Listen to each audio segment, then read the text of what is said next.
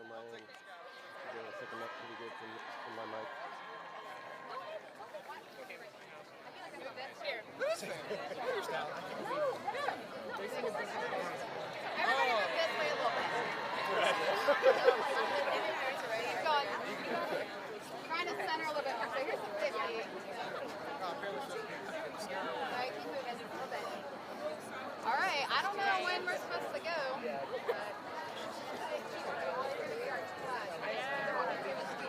Since we're just making our own road.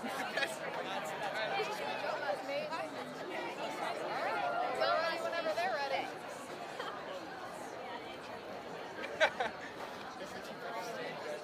At this time, if you would please rise and join the JG Company and alumni in the singing of the alma mater, followed by the national anthem. Stacy, you want the flag or you want the choir? Oh, come, let's sing Glen High School's praise. In fellowship and love we raise, as we join in glad refrain, familiar faces see again. Bless our school and keep it strong, let every heart and soul belong. Through the years none can deny, we'll never forget our John Glen High. Oh, say can you see by the dawn's early lights what so proudly we hailed at the twilight's last gleaming, whose broad skies and bright stars through the perilous fight o'er the ramparts we watched were so gallantly streaming, and the rockets' red glare, the bombs bursting in air, gave proof through the night that our flag was still there. Oh, say does that star-spangled banner yet wave o'er the land, o'er the land, o'er the land of the free, and the home of the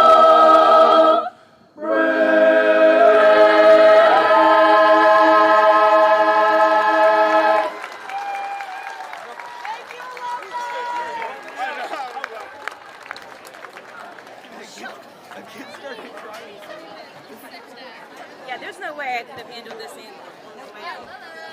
Well,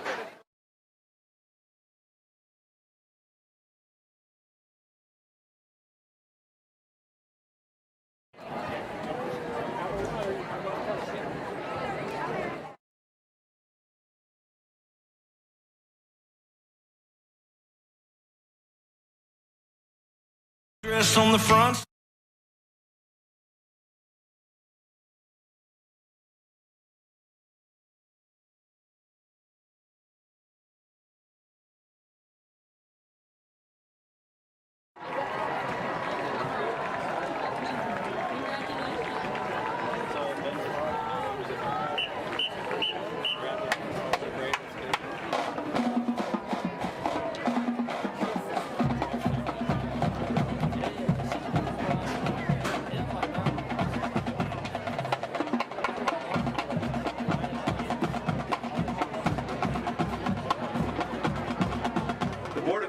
Principal and Athletic Department of John Glenn High School extends to each of you a cordial welcome. Meadowbrook High School and John Glenn High School are members of the Ohio High School Athletic Association and abide by the high standards of conduct, competition, and relations with member schools. The officials assigned to this game have been selected according to the procedures adopted by the Ohio High School Athletic Association. Football time in East Central Ohio. From ABC Sports and WWKC, Colorado Cambridge's KC 105. Now, it's time to head to the field for tonight's game on WWKC. Kickin' Country, KC 105.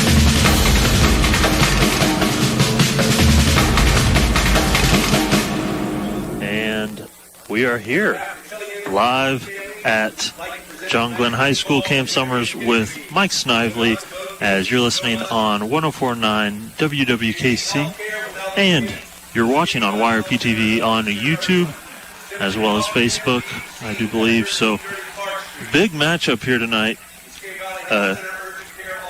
cross matchup between the small division and the big division in the MVL. With John Glenn taking on Meadowbrook, two perennial powerhouses, it seems, in the last few years.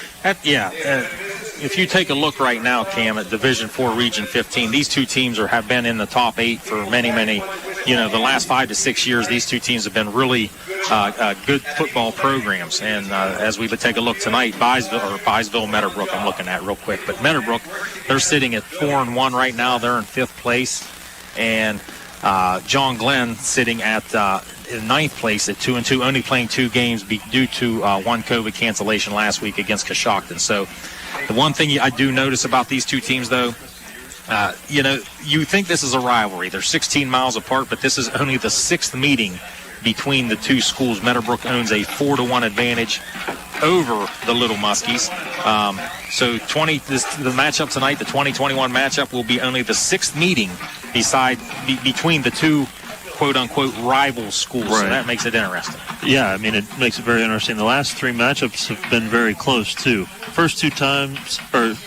first time was close as well. So every time except for one has been, within a couple scores. Yes. Yeah, and last year I believe it took 2 nights to finish. That was several years ago. It took 2 nights to finish because of a rain delay. Right. That was a 2-score game, and the one John Glenn win came in 2017. That was the year the Little Muskies made it to the state semifinals and was led by outstanding quarterback Justin Haycock that season. Yeah, so should be another good matchup today. Both teams, coming in. John Glenn is a deceiving 2-2. As both of their losses came to very good opponents, Garraway and Bloom Carroll. And the Bloom Carroll game, they were in that game, almost the entirety. Right. A punt return for a touchdown really broke the back of the Muskies in that one. But that's why there's 3 phases to the game: offense, defense, and special teams. Absolutely. When you mentioned John Glenn's schedule, their first 2 opponents, Garraway sits at 5-0, and Bloom Carroll sits at 5-0. So they're a combined 10-0. Then John Glenn was able to put it to a pretty good New Lex team, and then, the momentum was riding. Yeah. Next week, they beat Sheridan 49-0. I'm pretty sure that's never happened. At Sheridan. At Sheridan, 49-0. And I did a double take on that score. I was not at the game, and I did not listen to the game, and I kept going through the internet saying that something's got to be wrong here. And no, sure enough. No, it was. And that's a 4-1 Sheridan team right now with their only loss. Now, the way it looks this year, Cam, with 16 teams making the playoffs, I got to think both of these teams are in. They're in right now. Right now, looking at the schedule, they are definitely in, I would say. Because they're going to Sheridan's going to win a ton of ball games and get some extra points for them. And Meadowbrook's already at 4-1. Right. 4-6, 3-7. That's going to get you into the playoffs because there's only 27 teams in the region. Right. 16's going to make it, so more than half's going to make it. So these two teams, this might not be the only matchup of the year between these two teams. No, it might not. So this pregame brought to you by Rogers Company tonight. Big thank you to Rogers Company as well as all our other sponsors that will be getting shout-outs throughout the evening.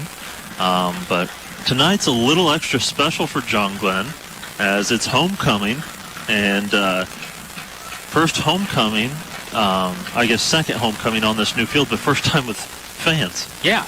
I forgot last year we did have the COVID, but of course they played every game on the road or Maysville last year. Yeah, because they weren't here because of the fans. Now the unique thing about the homecoming, though, and, do you want to go ahead and announce? No, go ahead. Okay, I'll go ahead. Well, we had the King. Congratulations to Asa Kreidelball. He was the John Glenn King.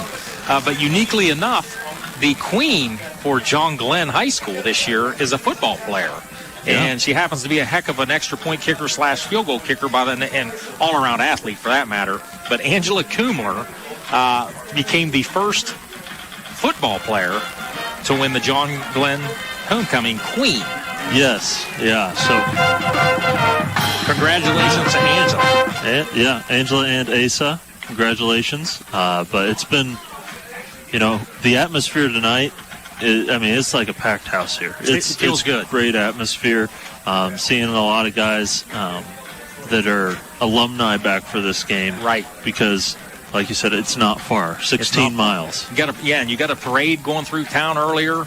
They got the food trucks out back. It just feels like a great atmosphere. And like I said, this is probably the biggest game in the area of the night. Everybody's been looking forward to this one all week. Yeah, I've been looking forward to this game for about 3 or 4 weeks, we're being honest. After, especially, I was at that Sheridan game. And after John Glenn really put it to Sheridan, I thought, oh, man, the game against Meadowbrook, that's going to be a highlight. Yeah, John Glenn's riding a tidal wave of momentum right now, but then they got kind of detonated a little bit with the COVID game last week. But talking with both coaching staffs and a couple players for each team, the unique thing is both of them are full of confidence right now. Right. And that's why I think this matchup's going to be interesting. I'll give you a quick example.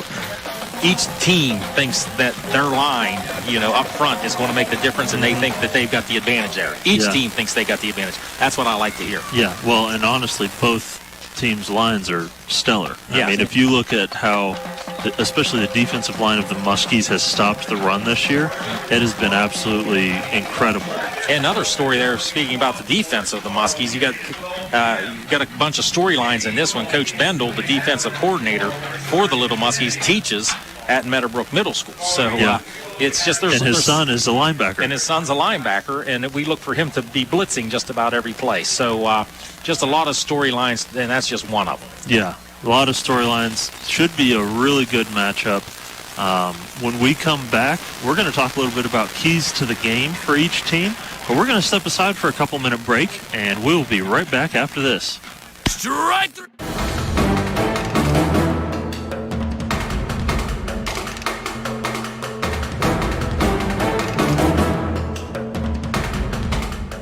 High school football from ABC Sports.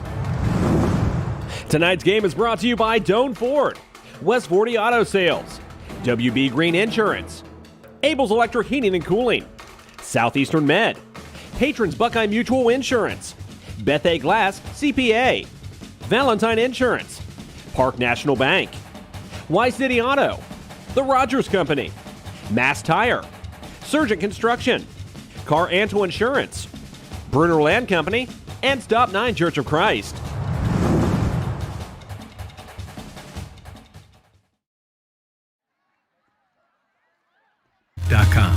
Park National Bank, where you mean more. Member FDIC, parknationalbank.com. If you think vaccines alone will protect you from COVID-19, think again. More breakthrough cases of COVID variants show that vaccinated people are still vulnerable. To be safe, monitor regularly for fever, as it's the leading sign of COVID-19. Use Exergen, the only thermometer scientifically proven to detect fever. Protect yourself and your family with the Exergen Temporal Scanner. Exergen.com. Exergen is changing the way the world takes temperature. From the front yard to the back, get your home fall ready at Lowe's. Save up to $10 on Scott's Turf Builder grass seed for a thicker lawn.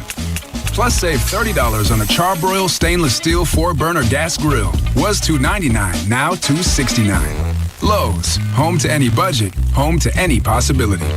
While supplies last, selection varies by location. Grill price reflects discount. Valid 9/23 through 9/29, U.S. only. I was sitting in my car and it wouldn't start. I lifted the hood and the engine was falling apart. What would I do? My eyes filled with tears. Then on the radio I heard of West 40 by Pay here, where for a little money down and a little each week, I could have a car, nice, shiny, and sleek.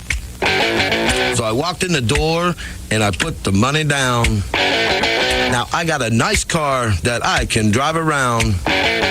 West 40 by Pay here will help rebuild your credit. The corner of Dewey and Route 40 in Cambridge, don't you forget it.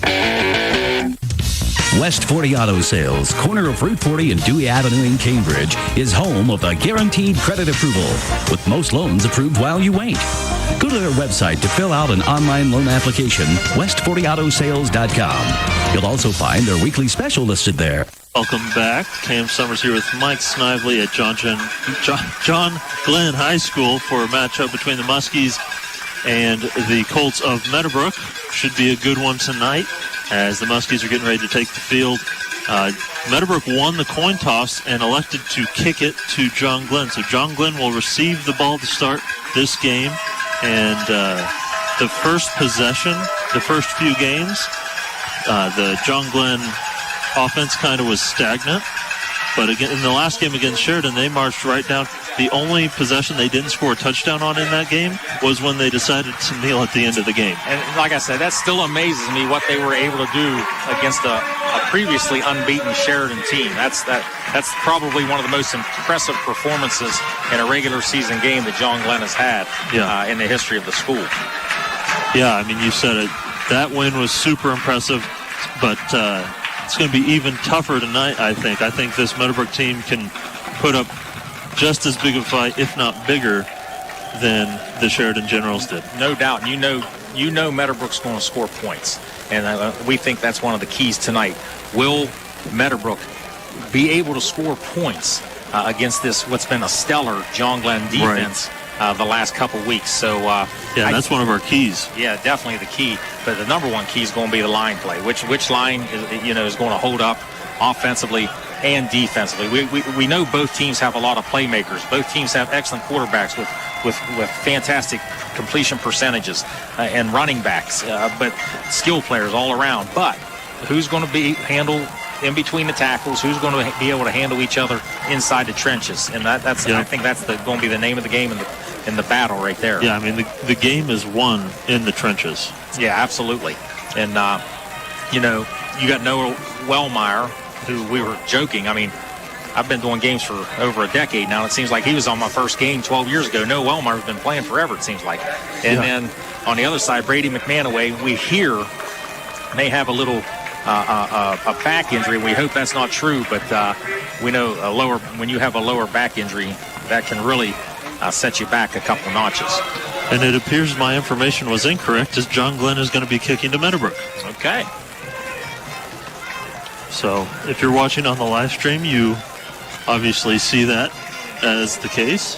For those of you listening on the radio, Meadowbrook will be receiving the kickoff. Those of you listening on the radio wouldn't have seen it. No. You'd just be confused when I was saying the wrong names if you're a fan of one or the other. So Colt Emerson back for the kickoff as he kicks quite a few touchbacks, at least he has so far this year. A little bit cooler tonight. Ball might not travel quite as far as he pops it up a little bit. Romeo Dorsey coming in, catches it at the 12. As he cuts back up the middle, makes a man miss. Nice tackle by Cameron Barnhouse. Romeo Dorsey gets it out to about the 27. Good high kickoff there by John Glenn. Dorsey, fluid runner down the field, number 6 there, gets it out to the 29-yard line. So, and they say for both teams. They say he's 6'4". He looks like he's about 6'6". Every time I see Romeo walk down the halls at Meadowbrook, I believe he gets an inch taller. As now we're going to see Josh Hupp in the shotgun. 2 receivers right, 2 left. Hupp's thrown for over 1,300 yards already this season. And it looks like Caden Casey in the backfield. He's also 61% passing percentage. As quick throw there from Hupp is completed to the 35-yard line. Catching it on his knees that time, number 13, Trevon Mail. A good way to get your quarterback started. Hupp now in the shotgun again. Takes the snap, and pass is tipped, incomplete through the hands of Trevon Mail, almost caught by Eubanks. And it looked like the center snapped the ball and nobody else moved, and I think that was the issue here. So Coach Norman going to have himself a little he's going to think this one over here. Yeah, it looked like that might have been a hard count as everyone stayed planted, and the left tackle just got bulldozed. Hupp can punt this if he needs to. He might take 2 steps back and punt it. So near the 40-yard line, a little bit risky to go for it, but 4th and 2. Meadowbrook is known for being a little bit risky here as they completed the pass across the 40. It's going to be a first down, as that's going to be a WB Green Insurance first down. And it looked like Hunter Eubanks. And we do not see Brady McManaway out there right now. We mentioned the lower back injury earlier. As Caden Casey, since he's come back the last 3 games, has got quite a few carries. Yeah, Casey's carried the ball 21 times for 173 yards thus far this year. As they're going to get Caden Casey with the false start on the offense. So a little bit of a hard count, and Casey was ready to go, took a step forward. That was a loud clap by the quarterback, Josh Hupp, made me jump. So that'll set up a 2nd and 13, ball at the 43-yard line. Back in the day, Cam, the quarterback used to say, down, set, Hutt. There was no clapping. As play action, screen to Eubanks, and good tackle on the outside there. Pickup of 2 down to the 41. They're going to give him 3 to the 40. Actually sets up a 3rd and 10. So number 72 on the tackle, Ethan Derwacker. Good penetration there. Good swarm by the John Glenn defense to get to the speedy Eubanks. As a 3rd and long situation as we're nearing the 8:30 mark here in the first quarter. Shotgun Hupp. As he takes the snap, looking left, throws deep right, has a man, and it is dropped. Had a man in stride. I believe that was Eubanks. If he hauls that in and can keep his feet, he's got 6. Yeah, the defensive back was beat on that play. Eubanks went by him, up threw it right on the money. 4th and 10, and it does look like Meadowbrook's going to line up and go for it. And Brian Russell on the coverage, a little fortunate that time. This time you see the John Glenn defenders backing up just a little bit, playing like a cover 4. All about 9 yards deep. As looks like a little bit of an audible. And like you said earlier, Hupp can step back and punt this if he needs to. Takes the snap, drops back to pass. Heavy pressure, rolling, and he's going to be sacked. And I believe that should be intentional grounding. Well, we're going to see if they found a receiver in the area. They're going to... And there goes the flag. Say nope. And that intentional grounding takes place back at the Meadowbrook 45. And that's going to be obviously loss of down, but they're going to take the ball. John Glenn's going to take the ball in the Meadowbrook territory. That's a big 16-yard loss. Huge 16-yard loss on 4th down. A lot of pressure right up the gut there by that John Glenn defensive line. And Coach Bindle knew when to dial up the pressure there. He did. And if you're Josh Hupp right there, that's about the only thing you can do. You just got to try. Right. And it's kind of hard to throw the ball downfield when you're on got your two back. Defenders throwing, or on top of your shoulder. Yeah. So there, I would have liked to have seen like an escape valve, like a running back stay back as a screen almost, right. Or an escape valve. Nobody left in the house. No, everyone was way downfield. So that sets up a 1st and 10 for the Muskies at the 44-yard line of Meadowbrook. As we're going to see Brad Morgan in the pistol, handoff to Wellmeyer. Wellmeyer is going to push his way forward to the 40. One thing Wellmeyer does very well is he falls forward. Very rarely does he lose yardage. Noah Wellmeyer has never been the east-west type of running back. He might go east-west for a step or two, but once he finds a hole, he's a north-south runner all of the way. As once again in the pistol is Morgan. Played Barclay in motion. Snap, handoff left side. Wellmeyer, cut. Gets to the 36-yard line. That sets up a 3rd down and manageable should be about 3. As it is now 7:30 mark in the first quarter. 0-0 your score. That scoreboard update brought to you by Park National Bank. And one would think John Glenn's in 4-down territory right now. You would think. As Brad Morgan rolls left, looks deep, safety coverage over the top by Eubanks. Emerson can't bring it in, and good coverage that time from Hunter Eubanks. Yeah, really good coverage out there. Eubanks did not bite on the little out and up there. And that's a play that's been kind of bread and butter for the Muskies so far this year, as they are going to go for it on 4th and it's going to be 4th and 2. Brad Morgan in the pistol. Morgan thrown for over 700 yards this year. As going to look to the sideline now, and Blade Barclay in motion. And it's a long 2 yards they need. Yeah, I think it's more like 3. Play clock's down to 3. As Morgan takes a snap, drops back, throws a screen inside to Blade Barclay, who makes a nice move, spin move. It's going to be a first down to the 27-yard line. And that's a WB Green Insurance first down. Rarely do you see a middle screen on a 4th and 2, and that's exactly what happened. Meadowbrook had it well covered. Yeah. It just looked like Barclay was, determined to get that first down. And I'm telling you, the Muskies are very happy to have Blade Barclay back from injury, as he missed the first couple games. Unfortunate separated shoulder in a 7-on-7 passing scrimmage. As handoff to Wellmeyer this time, goes right, gets it across the 25. As he gets pickup of just a couple. Tackled by Zane McGuire.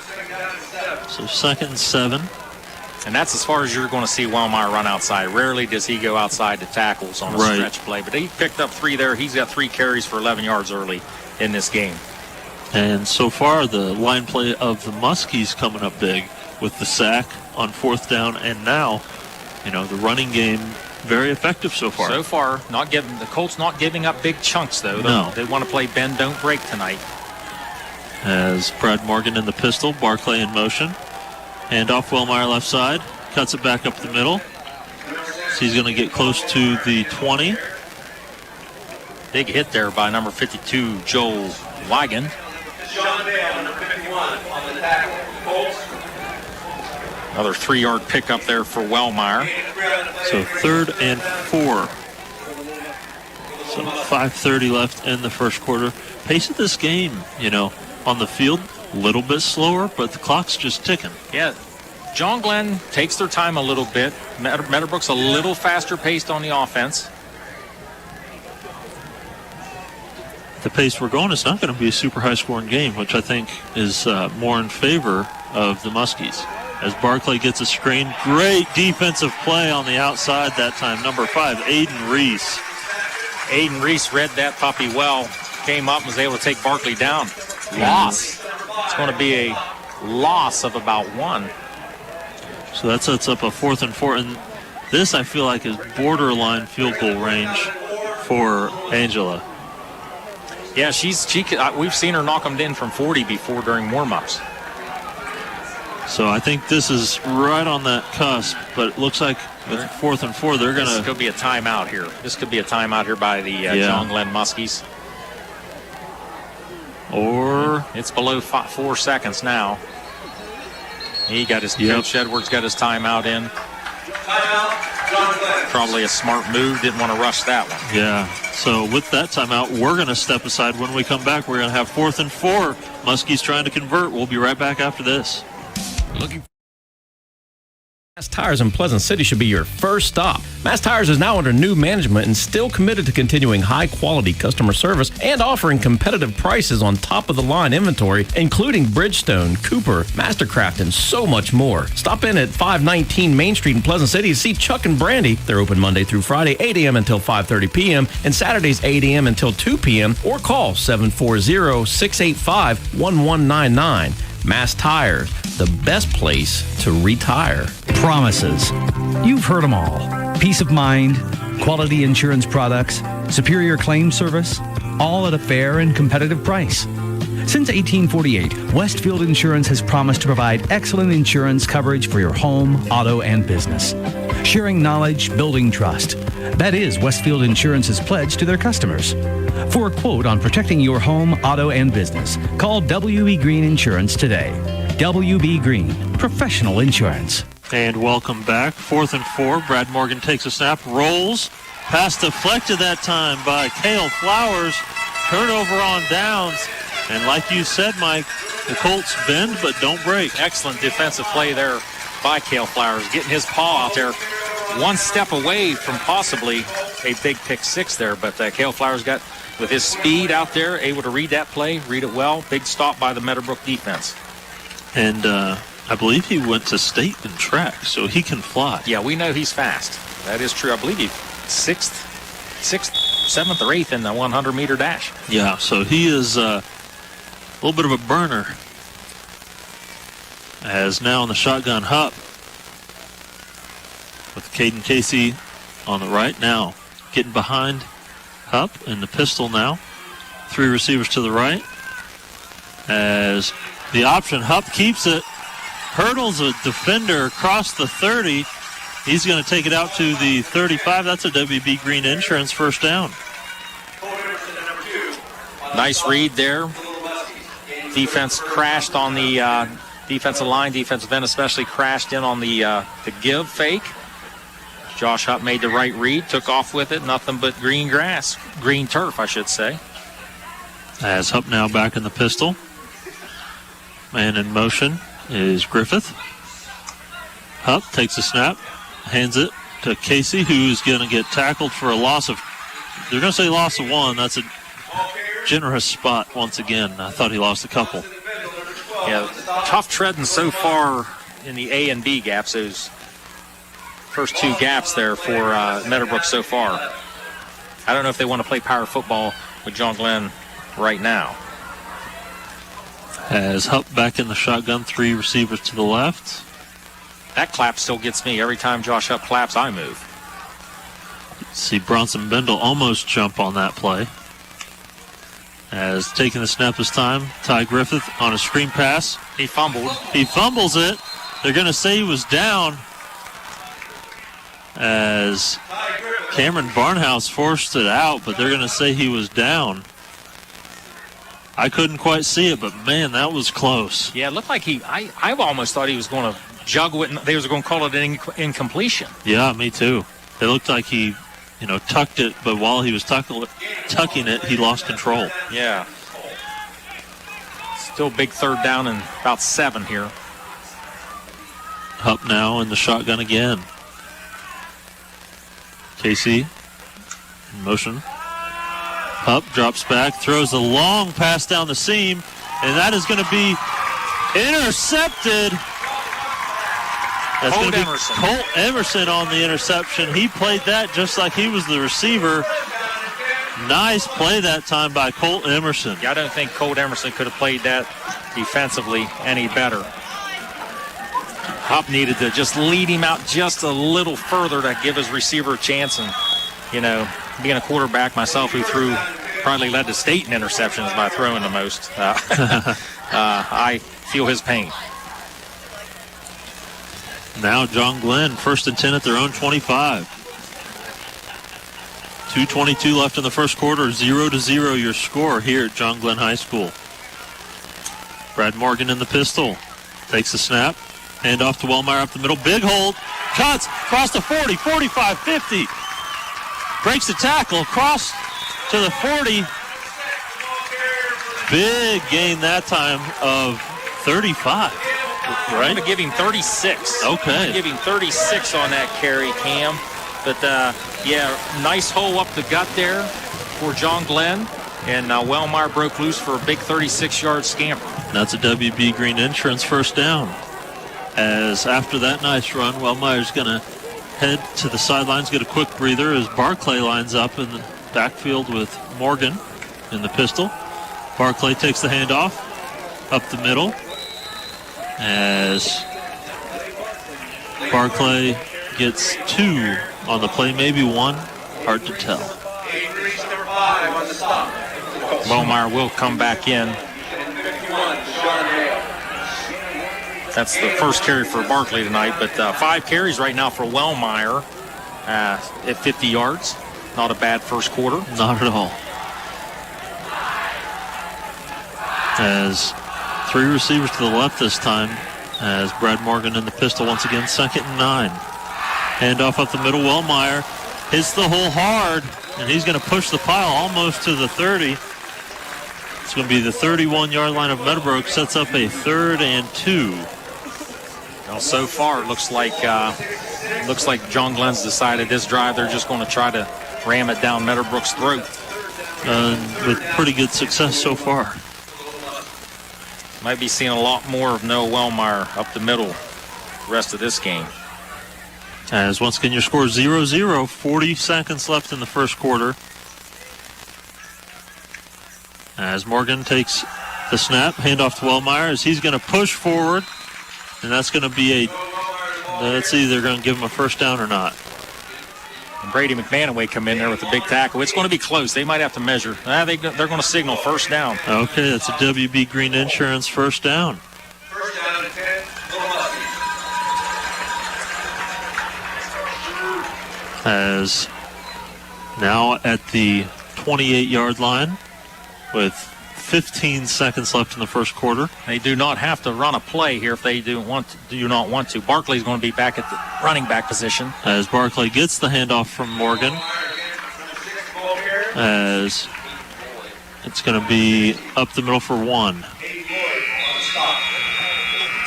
So Barkley with that run is going to run the clock out for the first quarter. 0-0 your score. We're going to take a quick break and be back with the second quarter. Good Friday evening. Bill Arnett here with the Coshocton City Tire Pros scoreboard show. We'll start with Coshocton leading New Lex now 14-0 in the first quarter. That is a home game for the New Lexington Panthers. Zanesville leading Licking Valley 6-0 late in the first. That's a road game for the Devils. John Glenn tonight hosting Meadowbrook. Cambridge on the road at Martins Ferry. Buckeye Trail in the first quarter leading Tuscarora Central Catholic 8-7. Caldwell taking on Conotton Valley tonight. It's Shenandoah's homecoming hosting Marietta. Philo leading West Muskingum on the road 8-0. Tri-Valley hosting Columbus Briggs. It's Sheridan leading Riverview 7-0. That is a road game for the Generals. Crooksville on the road leading Maysville 7-0. It's Ridgewood 7, Tusky Valley 0. Monroe Central on the road tonight at Magnolia. It's Rosecrans 14, Grove City Christian 0. And then tomorrow, Barnesville and Steubenville Catholic Central. More scores in minutes on the Coshocton City Tire Pros scoreboard show. I'm Bill Arnett, ABC Sports. And welcome back, Cam Summers with Mike Snively. First quarter score 0-0 as Meadowbrook is here at John Glenn taking on the Muskies. And I don't know about you, this is a little bit different than I thought. I thought we might see some points by now. Yeah, so much for the shootout we were expecting. 0-0, neither team really threatening the score yet. And that scoreboard update brought to you by Park National Bank. As Brad Morgan in the pistol. Handoff Wellmeyer up the middle. Backing his way. Breaks the tackle. Breaks it outside across the 20. Romeo Dorsey tries to get him, and he does, but not before he gets there till the 10. Yeah, Wellmeyer kind of got lost in the shuffle there and broke it out. It kind of reminded me like a Barry Sanders-esque type run. Big 17-yard pickup there for Wellmeyer. He tried to back his way through, and when that one there, he's like, oh, well, nobody's on the left. I'm just going to go that way. And Romeo Dorsey with a touchdown-saving tackle. As now we're going to have Brad Morgan in the pistol. Once again, Wellmeyer behind. Taking the snap. Handoff Wellmeyer to the right. He's going to gain a few on that one. So should be second down after a pickup of 3. I believe it's second and goal. Yeah, second and goal. The chains are down, just the down marker's up. So they're going to have to score here, 4 down territory. But it's going to be a long 9 yards to get it. So second and goal from the 7. As Morgan rolls, throws back to the end zone, incomplete.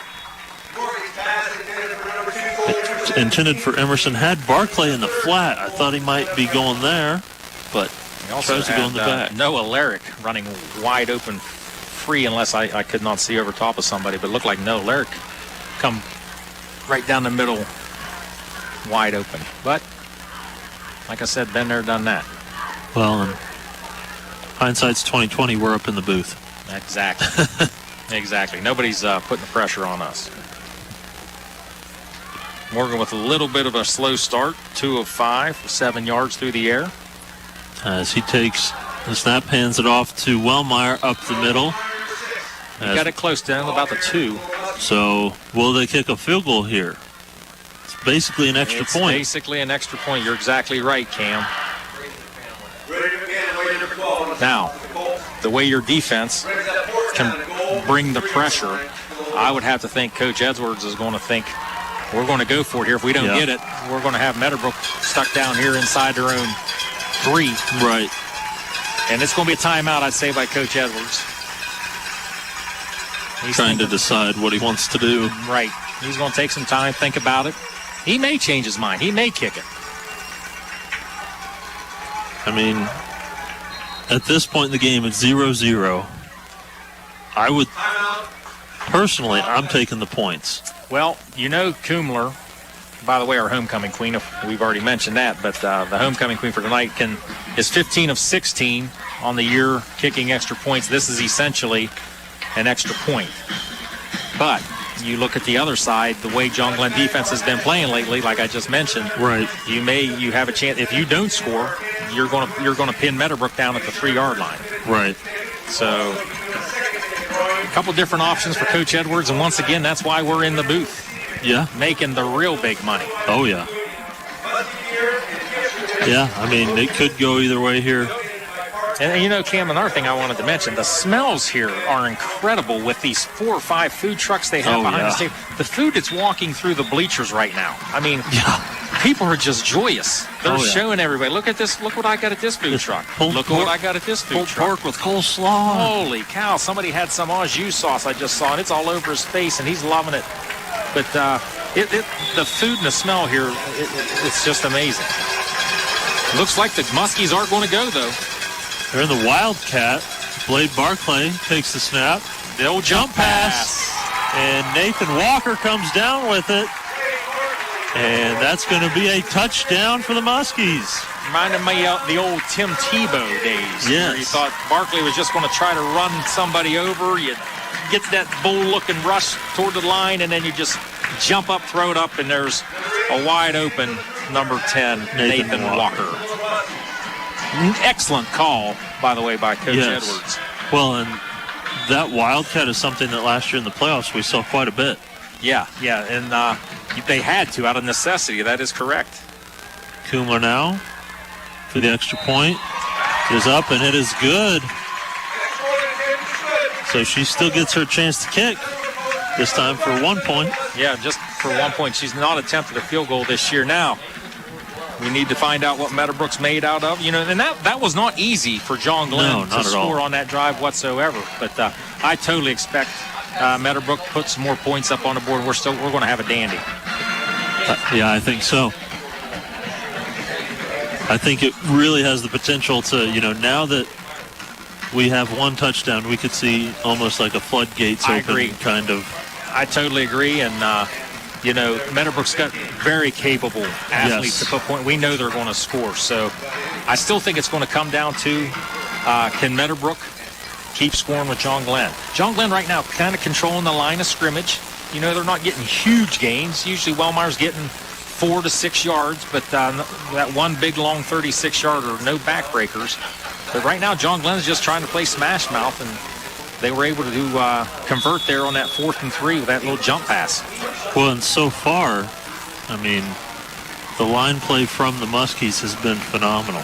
We talked about line play as we have a John Valentine from Valentine Insurance kickoff coming.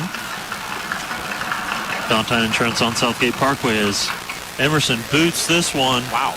And that's more like what we've seen this year as it's a touchback.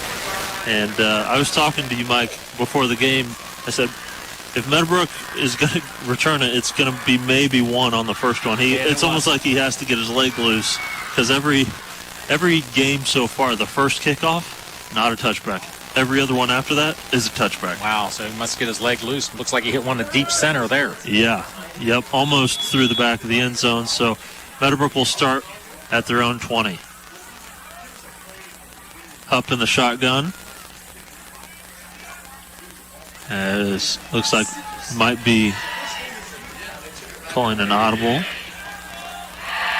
As we're going to have Sam Bopp in motion. As Bopp gets the handoff up the middle. And a little bit of extracurriculars out there. Bopp's first carry tonight. Picked up a nice 4-yard gain. Bopp so far this season. Hupp takes the snap, hands it off to Bopp, up the middle again, who bounces it. It's going to be tackled for a loss. Bopp has 175 yards on the season. That time he did lose one, though. So Bronson Bendel getting in on that action. As that sets up a 3rd and 8. Ball at the 22-yard line. As Hupp in the shotgun once again. As I believe Bopp is back there still. As Hupp throws deep. As Dorsey Romeo Dorsey has a completion across the 50. Stiff arm as Blade Barclay takes him down. They're going to mark him out at the 39.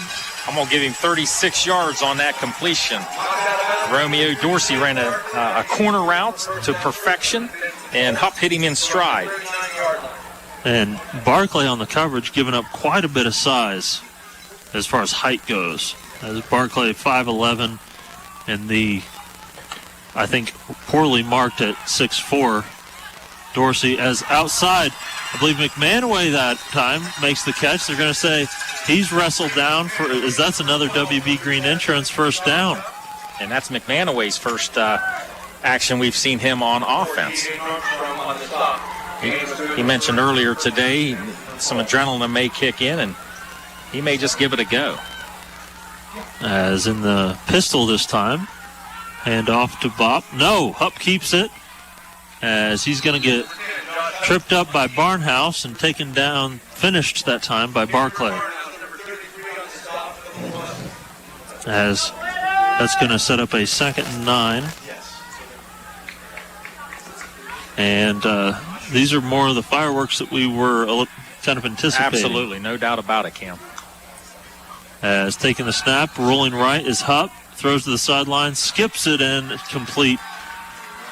Eubanks the intended receiver that time. Just didn't quite have the arm to get it over there. Would have been a minimal gain anyway.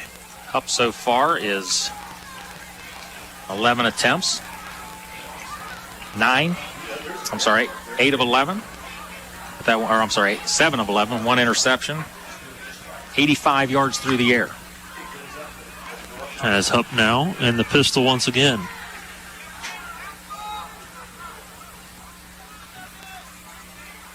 Eubanks in motion. Now in the shotgun slant. Dorsey goes down and gets it. They're going to say no, it bounced incomplete.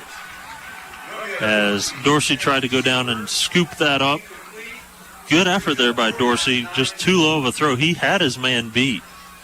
And Dorsey's going to have definitely a size advantage. That time Ryan Russell, 5'10", but like we said, Dorsey, he's pushing 6'5". He's probably going to have the same matchup here. Now John Glenn's going to go zone here on 4th and 9. Very similar to a 4th and 9 situation we had in the first quarter. Cover 4, back it up to, probably 8 yards. Up, and the shotgun drops back. Just a 3-man rush. As rolls left, heaves it to the end zone. Dorsey tries to make the catch, can't quite corral it. As goes through his hands, but very difficult catch. That would have been a miraculous catch, honestly. And then, like I said, once again, if you're Hupp in that situation, that's about all you can do. He gave Dorsey a chance, but that would have been a heck of a catch by Romeo Dorsey. I thought Hupp might try to run for it. Looked like he might have been able to get it. Had some green grass to the left.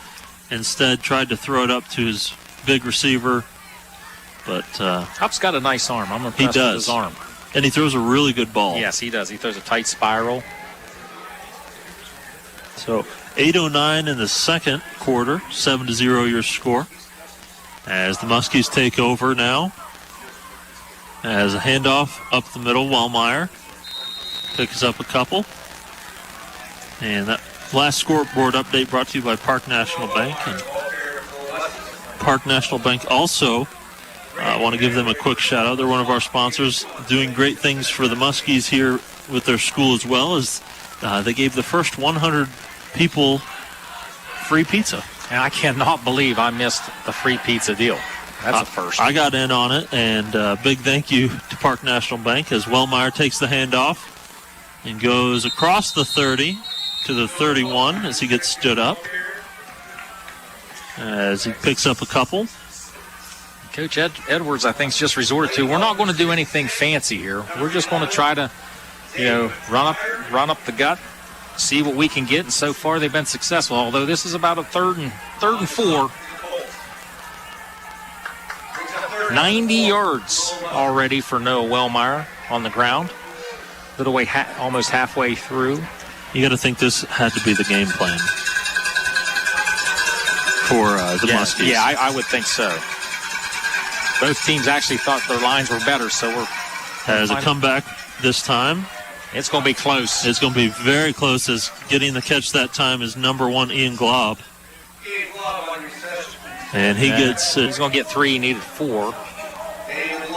So it's going to be 4th down. Oh, hold on. They're going to stop the clock. I think they're going to measure. Well, let's see. It's hard to tell from here. Because John Glenn's waving first down, and Meadowbrook's saying 4th down. Oh, they're going to give him the first down. That's a WB Green Insurance first down. I misspoke. They needed 4. They got 4. They couldn't have been more than a couple inches, past that first down marker. But as a good receiver, you run to the sticks. And no argument from the Meadowbrook sidelines. No, not at all. And right in front of them. Right. So it must have been the correct call. As Morgan now in the pistol. Hand off. Wellmeyer to the right. Cuts left. Nothing there. Nothing there at all. As no gain on the play. Looked like big 66. It's Clayton Hall. Clayton Hall stuck his nose in there. The 6'1", 215-pounder. Right there to snuff things out.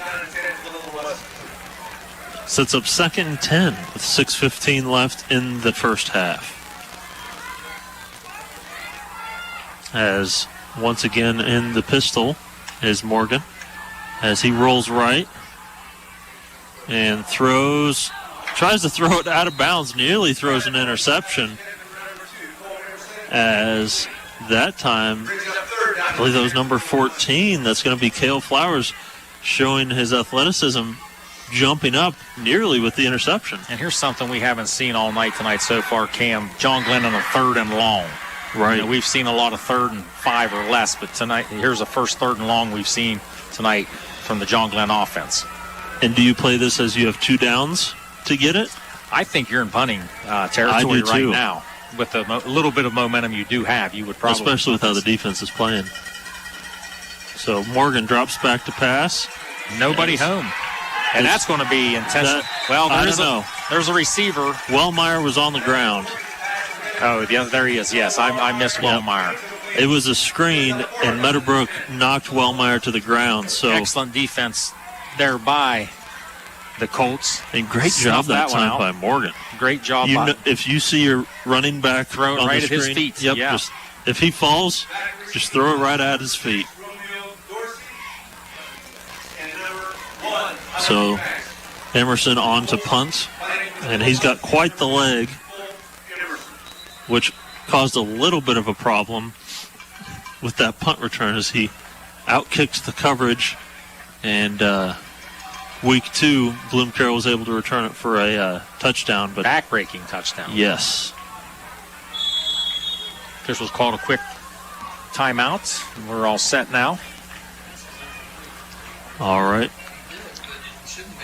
So now, Emerson, rugby-style punt, and that's coming right at us. Look out, fans. I doubt they're going to get the ball. Meadowbrook's going to get the ball probably near the John Glenn 45-yard line. For a second, I thought, he's giving me a chance. This is my time to shine. I'm going to catch this. Sometimes the soccer style, he gave it right to you at the 45-yard line. Yeah. So the left-footed rugby-style kick that time backfired. That's the worst punt I've seen him have ever. And it's possible. He had a little bit of pressure. Yeah. Went off the side of his left foot, and up in the bleachers it went. Yeah. So, up now. Hands it off as I believe that's Bob. Bounces it outside as he gets ridden out of bounds by Blade Barclay. As he picks up 5. Bob carrying the load the last 3 carries. Picked up 4.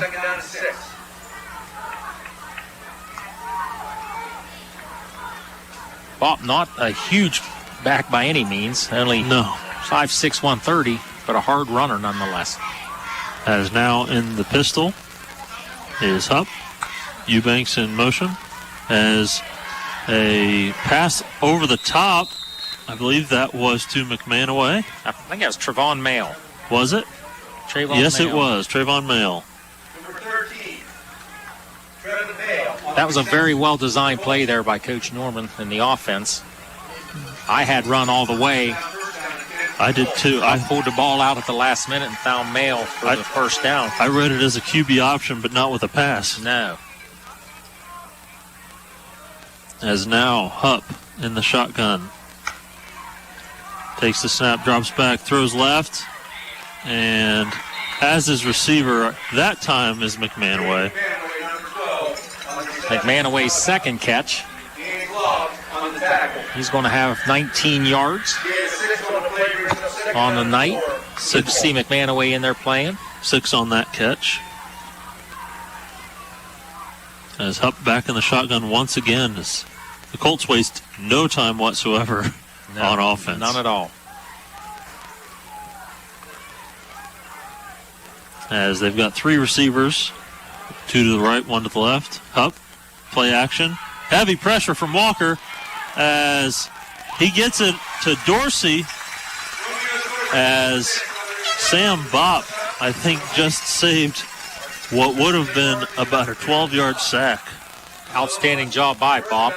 Really good job by Hupp to avoid that. Dorsey sitting there gets the first down. His second catch for 42 yards on the night. That's a WB Green Insurance first down. Dorsey come in and he having a few catches, 2 big ones tonight. Hupp rolls left, looking to the end zone, throws, and that's a heck of a catch and a heck of a throw. Oh my goodness, I didn't think he held on to that. What a catch. As that's going to be, I believe that's Hunter Eubanks. Yes, and another WB Green Insurance first down, sets up 1st and goal from the 6. I don't think you can do it any better, especially rolling to your left. Heck of a play by both Eubanks and Hupp. Yeah, he couldn't have, if he'd have thrown that any softer, I think it might have been going the other way. Yes. As now Hupp rolls right.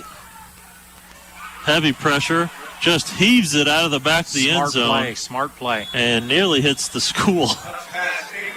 So out of the pocket, though, so not intentional grounding. It's very smart play, though, by Hupp. Did we could do just to get it out of the stadium. Just throw it away. And that tells you just kind of the atmosphere here is fans are right on top of you. We've fantastic seen atmosphere, yes. A punt into the stands, a pass into the stands. I mean, fans everywhere. An intimate atmosphere here at John Glenn. And I really like it. I do, too.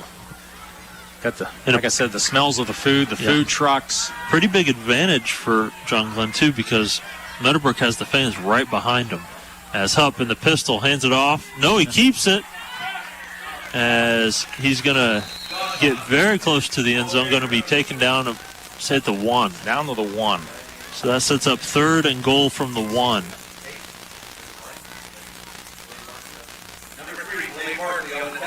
Five carries for Hupp on the night for 7 yards. definitely 4-down territory here for the Colts and it looks like they're literally on the goal line. As Hupp in the shotgun, Bop to his right. As Hupp will push it in for the touchdown as Meadowbrook closes the gap, 7-6. Meadowbrook very rarely kicks an extra point.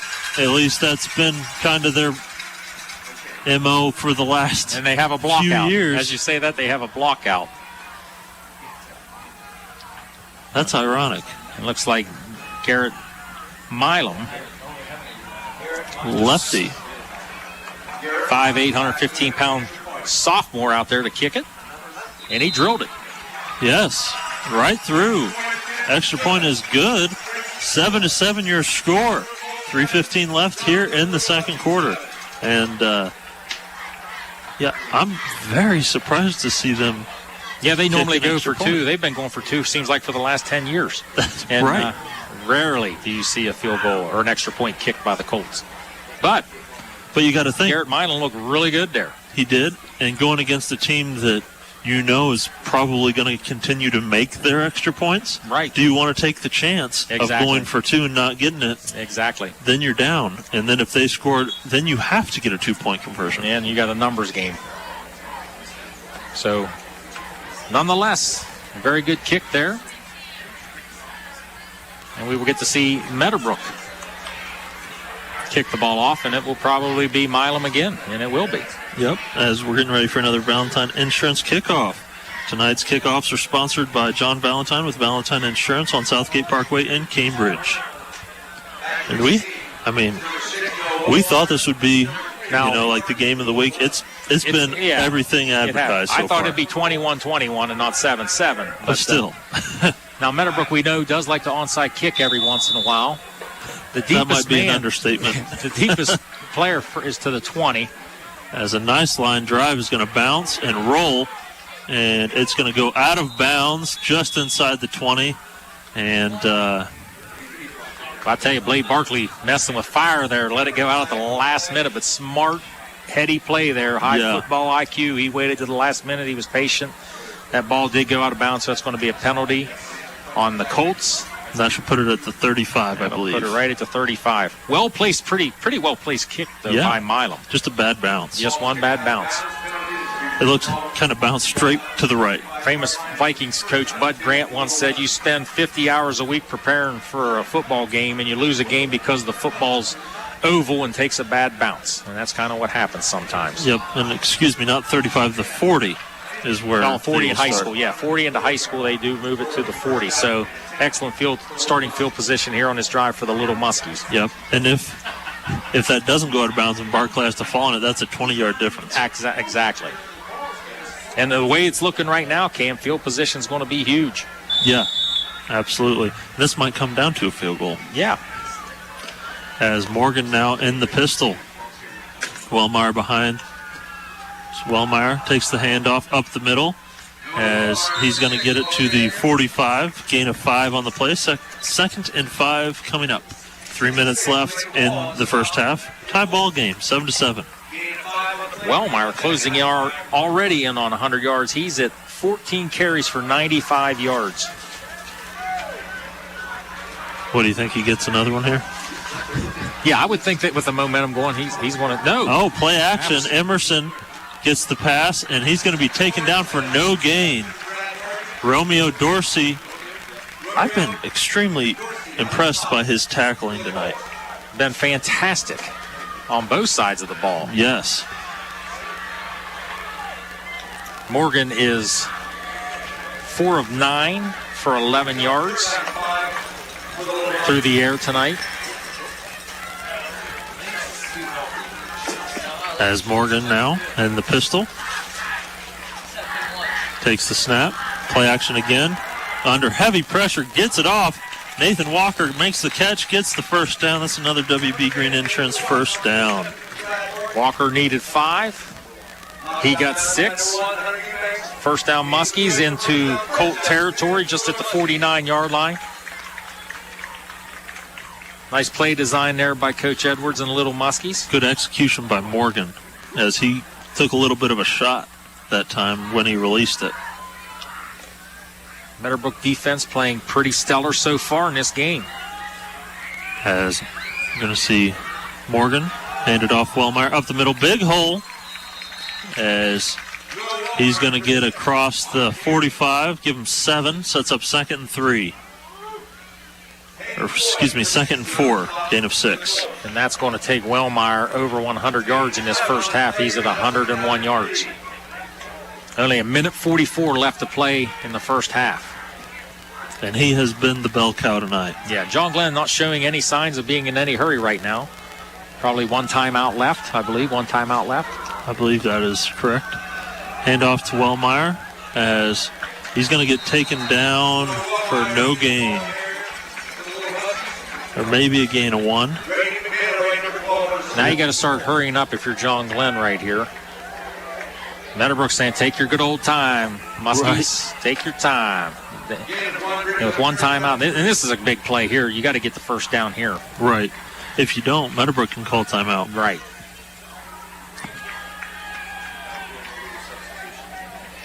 As Morgan now in the pistol once again. Wellmeyer behind. Hand off, right side. Big hole. He picks up the first down. And we're going to have a face mask. Here comes the second flag, and I don't know what the second flag is going to be. But that's going to stop the clock and move them into field goal range.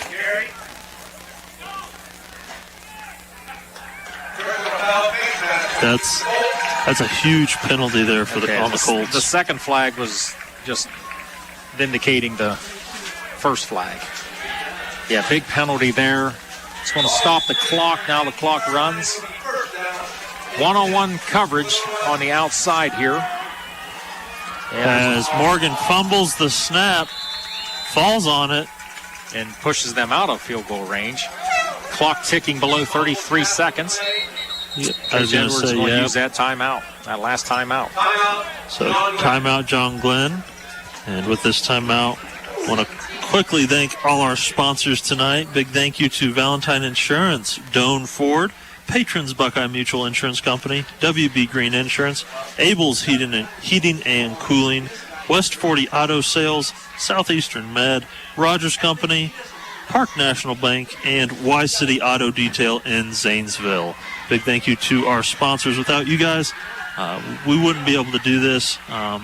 And we're super excited to have, a multi-camera shoot tonight with an on-field cam. Big thank you to our video director tonight, Adam Green, as well as our camera people, Stacy and Mike. Big thank you to them.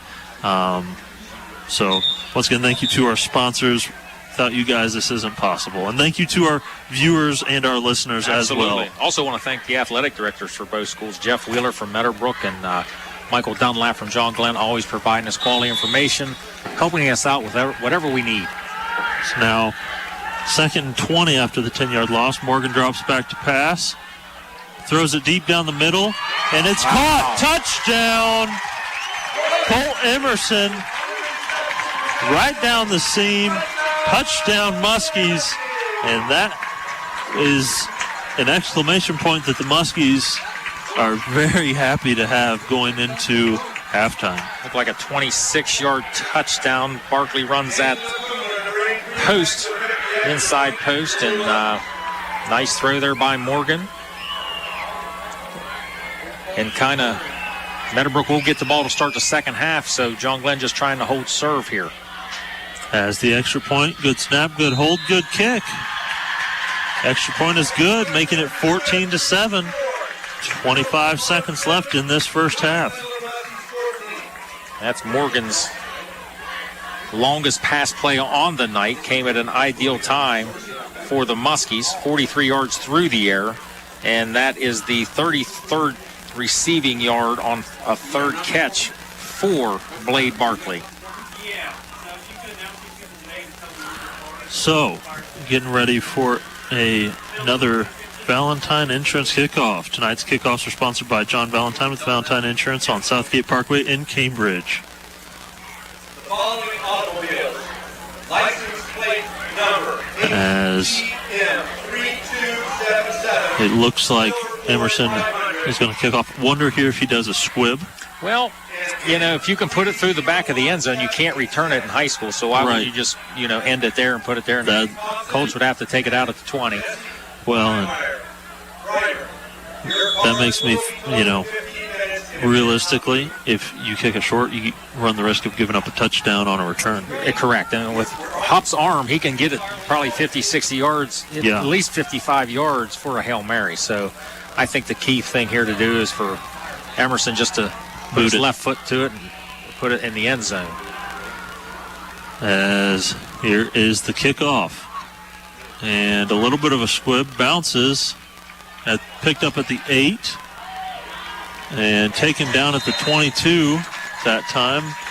It's Ty Griffith. Ty Griffith taken down by Noah Wellmeyer. So that's going to leave 19 seconds and a few timeouts left for Meadowbrook now. Does Meadowbrook even take a shot here? You got to figure the Muskies are going to be in some type of prevent. I already see Barkley's already bumped back. So is Emerson. And Emerson, they're both back about 20 yards right now. Well, now they're creeping in a little bit. I feel like with the Colts, you at least have to give yourself a screenplay or something here. Up in the shotgun. It's going to be a double pass. Double pass. Coming back here, and there's your screen. To Caden Casey as Cameron Barnhouse blows it up, but he is able to break a couple tackles. There's a flag coming in. It's either a face mask or a block in the back. I could not tell what happened there. But you got to give credit, working his butt off there for the Muskies. Number 33, Cameron Barnhouse. Almost made the tackle twice. It was some type of illegal block. Is that a targeting? No, that's targeting's to the head. It's that double fist together, the Hulk smash. Is that an illegal chop block? Is that an illegal chop block? It's the Hulk smash, I think. Yeah. I don't know what that is. The only thing I can think of is one guy was blocking a man high and the other guy came low. Maybe. And that's going to end the half right there. So, your score after one half of play, the Muskies 14, the Colts 7.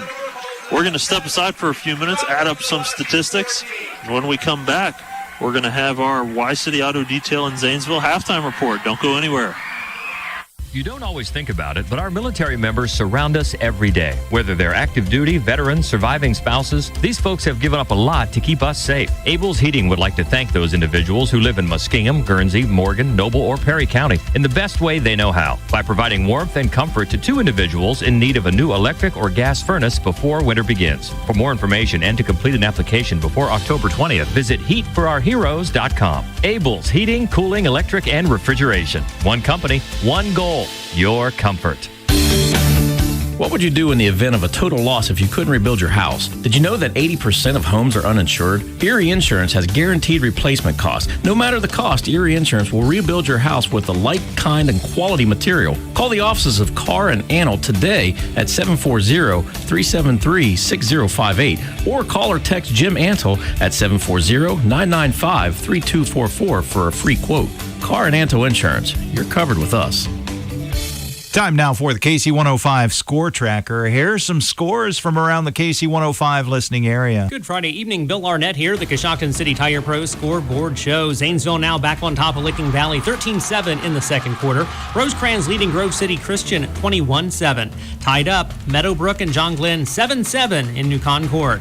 Cambridge now over Martins Ferry, 14-0 in the second. Buckeye Trail leads Tuscarora Central Catholic, 20-7. Connaught Valley over Caldwell, 8-6 in the second quarter. It's Philo 22, West Muskingum 7. West Em lost last week, and Philo looking good tonight. We'll see. Tri-Valley leads Columbus Briggs 7-0 in the first. It's Coshocton 21, New Lex 0. Sheridan leading Riverview 14-7. It's Maysville 14, Crooksville 7. Ridgewood now 20-0 over Tusky Valley. Other games in the area tonight, Shenandoah hosting Marietta for homecoming, and Monroe Central on the road at Magnolia. Tomorrow, Barnesville and Steubenville Catholic Central. More scores in minutes on the Coshocton City Tire Pro scoreboard show. I'm Bill Arnett, ABC Sports. Surgeon Construction is leading the way in commercial and industrial construction. This is Jason Emsch, and we are committed to providing an exceptional construction experience from pre-construction through project completion. Our success is measured by exceeding our clients' expectations. See our past and previous projects at Cambridge YMCA and New Educational Center at Jurassic Park and FMJ Shooting Range, just to name a few. Find us online at surgeon.construction and like us on Facebook. Surgeon Construction. We'll take it from here. The battery.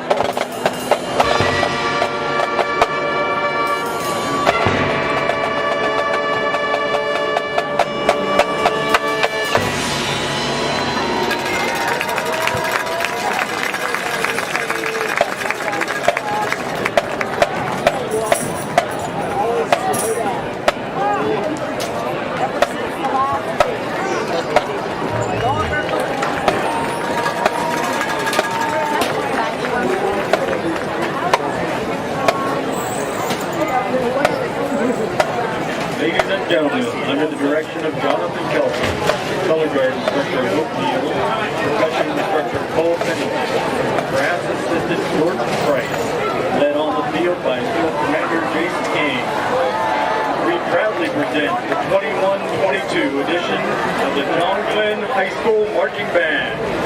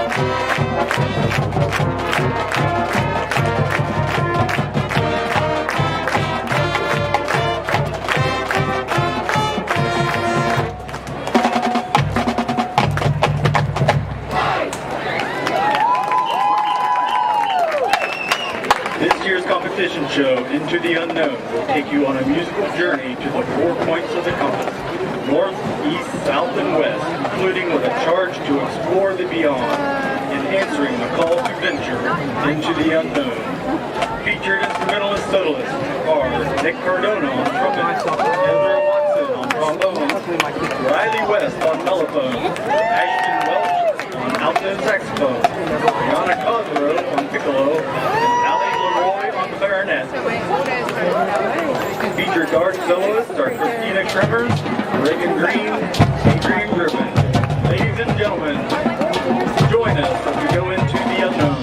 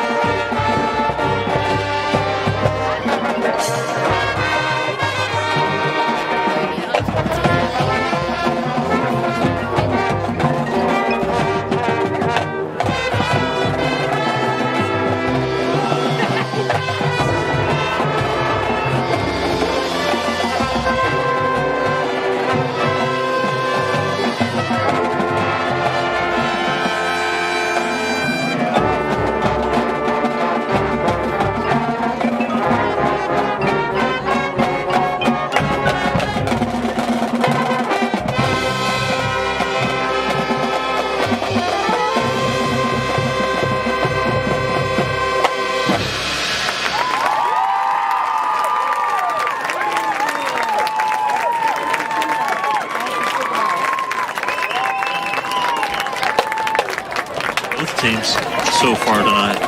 Yeah, everything, kind of a draw right now. I mean, 14-7, but, if you look at the yards, John Glenn with just a slight advantage.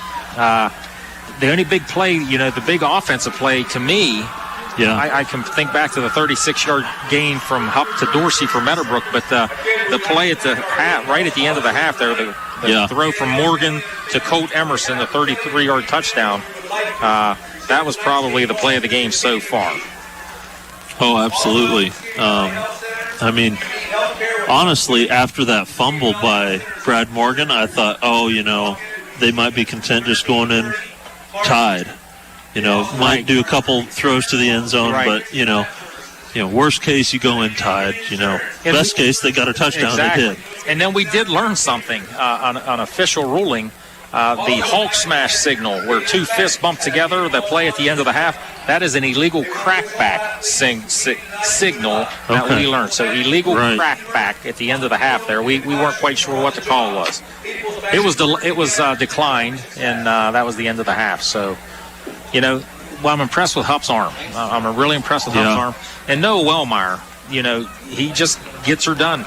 Not very big whatsoever, but he gets up and down the field north and south, and he always, like you said earlier, he always falls forward. Well, he always falls forward, and he's been a bell cow. He's been, the guy that ever since coming back from injury, he did miss one game due to a foot injury earlier in the year. And even in that game, though, we saw a couple guys really step up. Ryder Rock, the freshman, and Bronson Bindle, the sophomore. Those two are exceptional running backs as well. So even though, Wellmeyer being a senior, he's the bell cow, he's getting all these yards, if you're a Muskie fan, you might be a little worried, like, oh, what's it going to look like in the backfield the next couple years? You're in good hands. Yeah, you're in good hands. And another thing I'd like to bring up too, Cam, both these programs for Division 4, Region 15, I mentioned this earlier, these are two of your top 8 programs in this region. Yeah. And I would not be surprised if, come week 11, week 12, we see these two teams, Wellmeyer, just to get a yard out of that. What looked like was going to be a loss of 4 turns into a gain of 1. Meadowbrook snuffed that one out pretty quick. Good speed there by that D-line. And I believe that was, again, 66 Clayton Hall, all over it. Big play here. Big play. Third and a long 6, or long 5, I should say. As Morgan now takes the snap, rolls right. He's going to tuck it, try to get it. He's going to be pushed out of bounds, short of the 50. He's going to be short. It's going to be about 4th and 4. Okay, so it gets it to the 48. So sets up 4th and 4. This is that, 5 or 6 guys miss on that play. As is now 20-7, extra point upcoming, 10-19 left in the third. High snap, good hold, kick is good. As Angela Kumler knocks through a third, 21-7 your score. We're going to take a 30-second break. We'll be right back after this.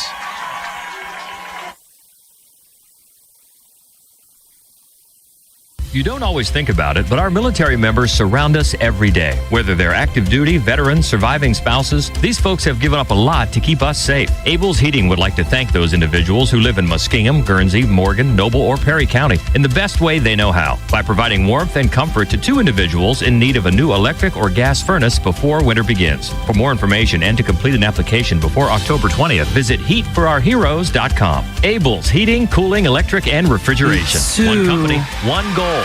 Welcome back. John Glenn just added another score, making it 21-7. As we're ready for another Valentine Insurance kickoff. Tonight's kickoff sponsored by Valentine Insurance on Southgate Parkway in Cambridge. Now, if you're Meadowbrook here, you got to get that mistake on that encroachment penalty out of your head. Mentally, you just wonder where they're at now with that. But best thing that can happen right now for Meadowbrook's get the ball and go down and get 6. As that's almost a Emerson spiral. Kicks it. Dorsey takes it at the 9, running all left, all straight left. There's a fumble. And let's see, do the Muskies come up with it? Muskies aren't pointing. Nobody's actually pointing. It's Meadowbrook ball. Very fortunate that time. Are the Colts very nearly gave it back to the Muskies in the red zone. Dorsey was going down. He was kind of in a vulnerable spot holding the ball like that, and the Muskie defender came in and knocked it out with his helmet. But good luck with the Colts on that fumble recovery. Fortune. And from the looks of it, looks like John Glenn's been staying in cover four defensive backs most of the night. As Hupp in the shotgun. Play action pass. Plenty of time. Throws. Nice move on the outside there. I believe that was Eubanks. Yes, that was Eubanks. As he gets it out to the 39. So 1st and 10 for the Colts. That's another WB Green Insurance first down. And Hupp had a few receivers he could have gone to that time. Yeah, nice time. Nice job there by the Colt offensive line. Gave Hupp a nice pocket to throw from. And the shotgun again. That's a long throw. It is. Oh, Mail makes a man miss as he gets ridden out of bounds by Cameron Barnhouse. Gets another WB Green Insurance first down. I believe that was 15 on the play. Yeah, 15, 135 yards through the air. That's Mail's third catch for 26 yards. Nice, really good throw. That's a long throw. He threw it all the way across from the left hash. Mail makes the catch, makes a nice move, picks up the first down. Hupp in the shotgun. Eubanks in motion. As it's going to be a false start. And I think Trevon Mail was excited after that last catch. He wanted to get an early start there. I thought he was a little early on the last play. So it's he's been very close to offsides multiple times tonight. Hupp's a loud clapper. And I'm sure you can, if you're watching or listening on radio or watching on TV, you can really hear it. And it gets you to jump a little bit. Bottom line, though, if you're a receiver, you're also watching the ball. Right. When the ball moves, you move. So 9:30 left in the third, 21-7 the score.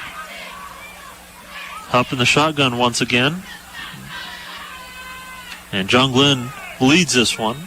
Make sure to say that. Hupp takes the snap, rolling left.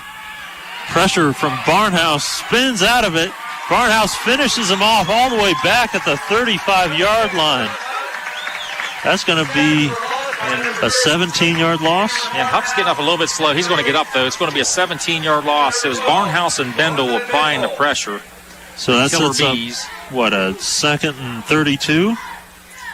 It's not going to be one that I would want to make a play call on. But you got a chance here. You pick up maybe, 10 here, maybe 10 the next one. You're in screen or draw territory right here. Yeah. And big play by that defensive line from the Muskies. 2nd down in Norwich. As Hupp pump fakes. Good move by Hupp. Goes left, throws on the run. Couldn't quite get enough on it. Had a man. McManaway at midfield, incomplete. Pass was just a little low. Rolling left, didn't have time to set his feet and really get into that. No, showing good pocket presence. All he had to do was set his feet, though, at the end. He did have a little extra time, but when you're under that pressure sometimes and you're a young man, you feel like you got to get that off as quick as you can. Right after a sack, too. Right after a big sack, yeah. So now you bring up 3rd and 32. What do you got in the bag here, Cam? He's got to go. So it's not like even in question. He's well offsides. Ball starting into the Colts. Starting to cool off here, too, a little bit. It is. A little bit of a chill through the windows here at the new John Glenn facility. Aiden Reese, number 5, punting for the Colts. So Aiden Reese to punt. And I believe that's Blade Barclay back to return. Another left-footed kicker, Cam. As the punt is going to have backspin. Now it's going to go sideways. Cross midfield to the 44-yard line. But, yeah, another left-footed kicker. Yeah, 4 on the night. So we may have just set a record for most left-footed kickers in a game. And I am proudly a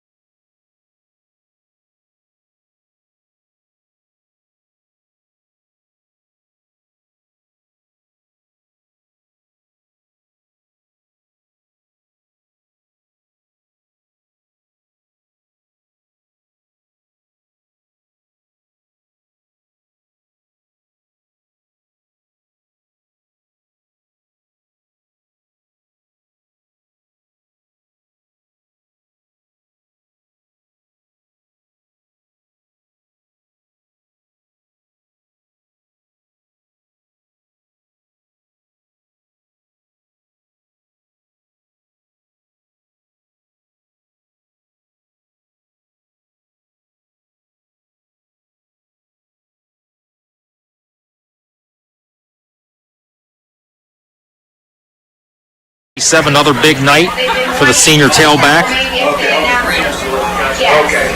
7:45 left in the third quarter. As Morgan in the pistol again. Play action pass. Rolling to his right as he's going to get tackled, and it's a fumble. It's recovered by the Colts in John Glenn territory inside the 30. Aiden Reese coming off the blitz off the outside causes the fumble. And that's just what the Colts needed. Huge sack there by number 5, Aiden Reese. And I didn't see who recovered that. I believe that was number 25 that recovered that. Peyton Milhone? Does that sound right? I thought it was a 60s number. It might have been. It might have been. It was on the far side of the field for you, those of you listening on the radio. I'm going to guess that was number 60, Hayden Lloyd, but I'm not real sure. So, our great camera people very well could have zoomed in. So if you're watching, you might know better than we do. So now, in the pistol, Hupp. Play action, throws it, bullet, right through the hands of Mail. And like we said, it's getting a little cooler. That ball's going to have a little bit of deer in the third quarter. And I think Meadowbrook's going to go for it here. Why not? Yeah, I mean, you're in a spot in the field where it's too far for a field goal. A punt, if you kick it into the end zone, is you got to get 18 here. And your receivers, you're going to have to give your quarterback some time. Now, I don't think the Muskies are going to bring as many people as they have been. They brought 5. Well, they brought 4. As under pressure again, Hupp steps into it, throws, deflected, incomplete pass. Turnover on downs. Muskies will take over. Ian Glaub. Huge deflection there for the Muskies. That was closer than Coach Bendel would have liked as defensive coordinator, but I have to agree with Coach Norman. You've got to go for it there. Yes. You've got to go for it. You're in no man's land. You don't need to punt it. You can't kick a field goal. You're down 2 scores. Good call. So that sets up a 1st and 10 for the Muskies. Ball at the 34-yard line.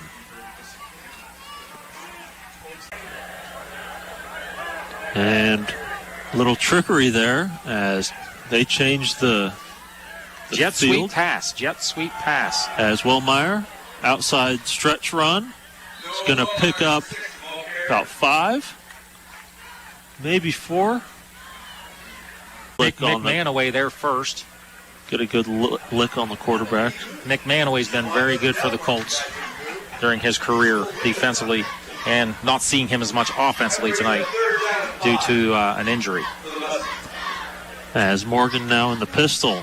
Handoff Wellmeyer up the middle, runs over a couple defenders as he's going to get WB Green Insurance first down is probably a gain of, 6? I gave him 7. 7? I gave him a 179. He's closing in on 200 for the night. And there was contact after about 1 yard. Yeah, and he just keeps going hard forward. He makes one cut and he goes. He's been like that his entire career. Yes. Looks like Bendel's going to be in the backfield now. Wellmeyer going to get a blow. As Morgan drops back to pass, has Barclay in the flat, catch, dives into the end zone, touchdown Muskies. 27-7 now. Is this one, Muskies pulling ahead a little bit. As 4:11 left in the third. That scoreboard update brought to you by Park National Bank. And that was Barclay? Yes, Blade Barclay. His first touchdown catch on the night. His third catch.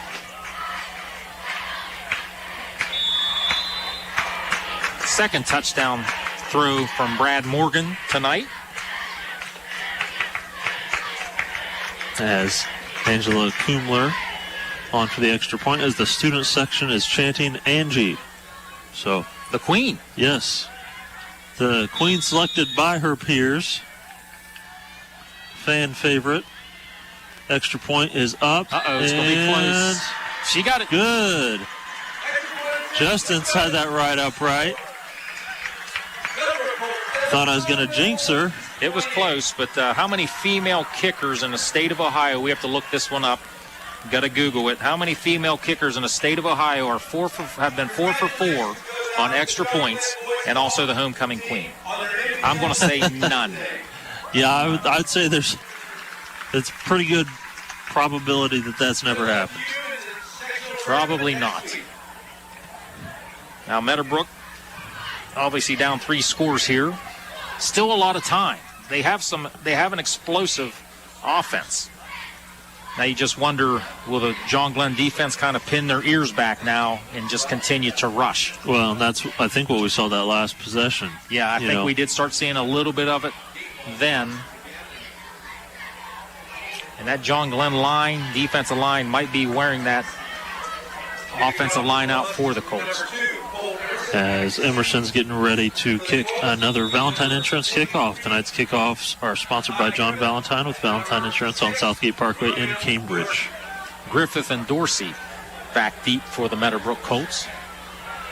And we get a different style kick. I mean, sometimes we get a spiral from Emerson. Sometimes we get a boomer like that. Where it's just an absolute bomb into the end zone.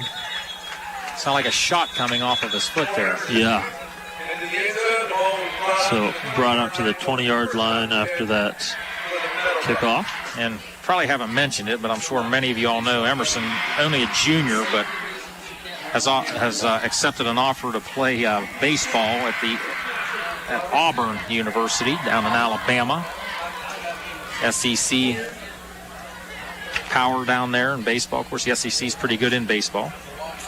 SEC's pretty good in most things. Yeah, but the weather helps them in baseball, obviously. I think. Right. As a screen pass out here to Eubanks, as he gets a WB Green Insurance first down.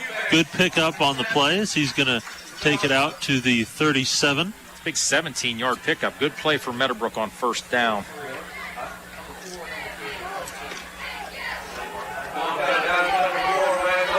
And, Meadowbrook's going to have to play fast here. Yeah, try to make up some ground. As Hupp, another screen pass. Thing. This time Barnhouse fought through it. Fool me once, shame on me. It's what Barnhouse says there. Not going to get him twice. Eubanks with his 7th catch for 53 yards. He always puts in big performances for this Colt football team. As Hupp now in the shotgun once again. 3 receivers to the right now. McManaway in motion to the left. Rolling left now. Looking for McManaway. And that's going to bounce incomplete, short. And that's one time there Hupp could have set his feet. Rolling to the left. Kind of got to flip those hips. get your shoulder pointed that direction, make a better throw, but it happens. And it looked like Ian Glob was coming in, was going to lay a big hit on McManaway if that. That time I think the Muskies were offside, so they're going to pick up, it's going to make instead of 3rd and 9, going to make it 3rd and 4, much more manageable. Right. And you might be in 4-down territory right now if you're Meadowbrook. You might be down 3 scores, 3:18 left in the third. Because I don't think you want to give the ball back right now. Not with how they're. Right now, there's a lot of rhythm playing with that John Glenn offense. Right. And after not playing a week, maybe that was a slow start for him. As pass incomplete behind Eubanks. Good thing it was behind him. Yeah. Your two safeties, your two inside safeties, one of them's a strong safety, one of them's a free safety in this cover 4. But Emerson and Barkley, very high IQ football guys, Yes. very high IQ sports guys. And that's exactly who you want in those positions. And Coach Bendel, as the defensive coordinator, trusts those guys out there with all he's got. With good reason. Yes. As we're going to see a 4th and 4. Colts are going to go for it. Ball at their own 44-yard line. As Hupp in the shotgun. Drops back. And should have been intercepted. Read real well. Hit Barnhouse right in between the numbers. There's a reason why he's not a wide receiver. No, but Barnhouse has been playing excellent defensive football tonight. He's all over the field. Well, special teams and defense, Barnhouse all season has been making huge plays. Back to Hupp, though. Hupp, he hasn't made, I think he's made excellent decisions all night, and that was just one right there. You're down 3 touchdowns. Yeah, got to try to get a first down. You got to get something somewhere, and you just take a shot. And Hupp threw that one hard. No way the defender could have caught it. No. So now we're going to probably look for the Muskies to try to control the clock now, eat some clock. So 3:11 left in the third. Morgan and a reverse to Barclay, who jump cut, makes a man miss inside the 40 now. What looked like was going to be a 3 or 4 yard loss. Nice jump cut by Blade Barkley. That's an excellent offensive play selection there out of a first down after a change of possession. 5-yard pickup. 8 yards on 3 carries for Barkley. And he's kind of hobbling just a little bit off the field. Wellmeyer checks back in. I'm sorry, he was already in. They just faked to him that time. Wellmeyer got to break that first down. WB Green Insurance first down. As let's see, they're going to stop the clock for a second. They're going to get the chains to move. Yep. And I think it was, 2-yard pickup? It's all about the clock. Now, I gave him 3 on that one. Okay. But, this clock's a big factor now. Right. We're under 1:30 here in the third quarter. When they're in no hurry. And John Glenn just wants to milk this thing, run that play clock down inside 5 every time. As Morgan takes the snap, handoff Wellmeyer, right side. I think Wellmeyer, looking to buy land. Do you want Chris 5 Mary, acres or more? offensive Say up to coordinator, 50 starting like that acres. right Bruner side Land there. Company, Yes. off I-7. With good reason. Yeah, I mean, that's the side that the big touchdown run came from. Obviously, he cut back to the left, but when you run right behind those blockers and then cut back left once you get to the second level. But that initial push there on that right side, there's daylight from the get-go. Pick up a 5 on that play. So, 2nd and 5. It's Morgan in the pistol once again. Larrick in motion. Handoff. There it is again. Right side. Wellmeyer. Big hole. Takes it inside the 20 down to the 16 or 17. Going to be another WB Green Insurance first down. And I believe that's going to put him over 200. I have him at 202 on 27 carries. So huge night for Wellmeyer. I'm not sure what his career high is, but he's at 207 right now. And they're going to just let it. This is going to end. Smart move here. Just get off the field, let the clock run down. We'll start the fourth quarter. Yep. So at the end of the third, the score 28-7. The Muskies lead the Colts. We will be right back with the fourth quarter after this. I was sitting in my car, and it wouldn't start. I lifted the hood, and the engine was falling apart. What would I do? My eyes filled with tears. Then on the radio, I heard of West 40 by Pay here, where for a little money down and a little each week, I could have a car, nice, shiny, and sleek. So I walked in the door, and I put the money down. Now I got a nice car that I can drive around. West 40 by Pay here will help rebuild your credit. The corner of Dewey and Route 40 in Cambridge, don't you forget it. West 40 Auto Sales, corner of Route 40 and Dewey Avenue in Cambridge, is home of the guaranteed credit approval, with most loans approved while you wait. Go to their website to fill out an online loan application, west40autosales.com. You'll also find their weekly special listed there. And we are back here at John Glenn High School. And the Muskies leading this one 28-7 over the Colts. 12 minutes in the fourth as we're getting ready to start this. Muskies just trying to run this clock out and have nobody get injured. The Colts are trying to still fight back. Only a 3-score game. Romeo Dorsey was offsides there for a second. Now he just realized he was on the wrong side of the ball, I think. So, Wellmeyer, handoff up the middle. See, he's going to take it down to about the... We have a late flag here. Little scrum there after the play. And I'm not sure who did what, when they did it, and who got caught, but there's some extracurricular going on. And let's see exactly what the call is. It's going to be a personal foul on the defense. So that's going to be set up another first down. So another WB Green Insurance first down. And so I believe, is that going to set up it's going to be a first and goal. Well, that's going to be half the distance. So, yeah, it's going to be first and goal from about the 8. 8 or 9. It's hard to tell. This is the one part of the field that's a little more difficult for us to see from the press they've been box. going Wellmeyer. Now's the perfect time if you wanted to fake it to Wellmeyer and throw a pass. But up 3 scores, you might not want to do that. Okay, official time. So they're going to talk about it.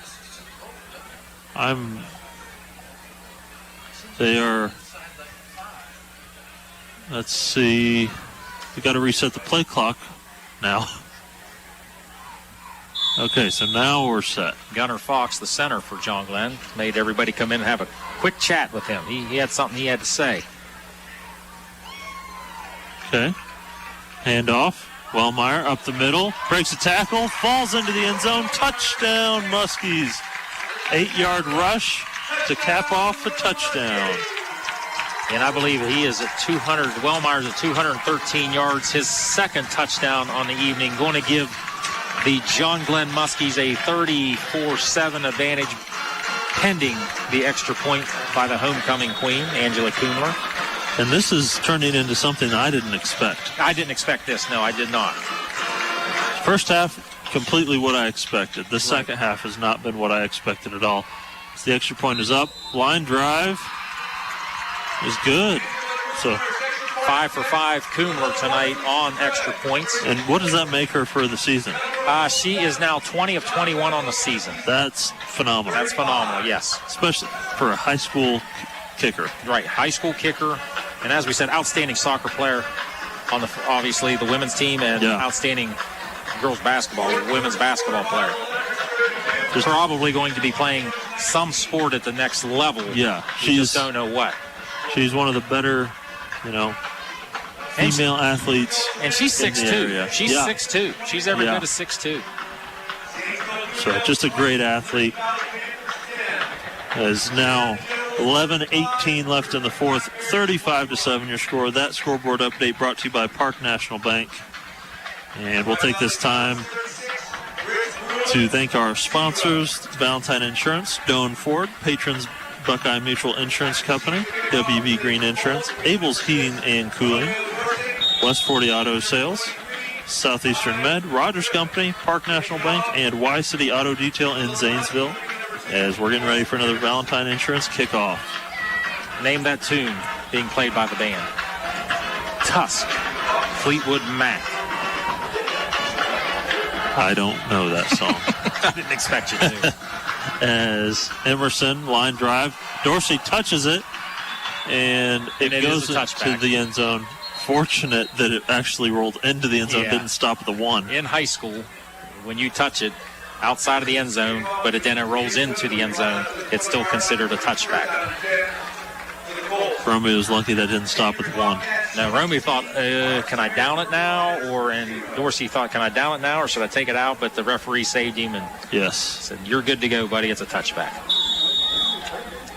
So, ball at the 20-yard line to start for the Colts. 11:15 left in the game. As Hupp in the shotgun. Takes a snap, rolls to his right, throws deep, has a man, pass dropped as Eubanks unable to corral that one. Now what we're seeing here, John Glenn defensive backs are starting to take risks because you're up 4 touchdowns. Right. And that was a good throw by Hupp. But since the John Glenn is up 4 touchdowns, they can get closer to the ball. They can take risks. They can make the bigger hits now. Yeah, because if they get beat once, it's not as big of a deal. Basically, like we said earlier, they're pinning their ears back.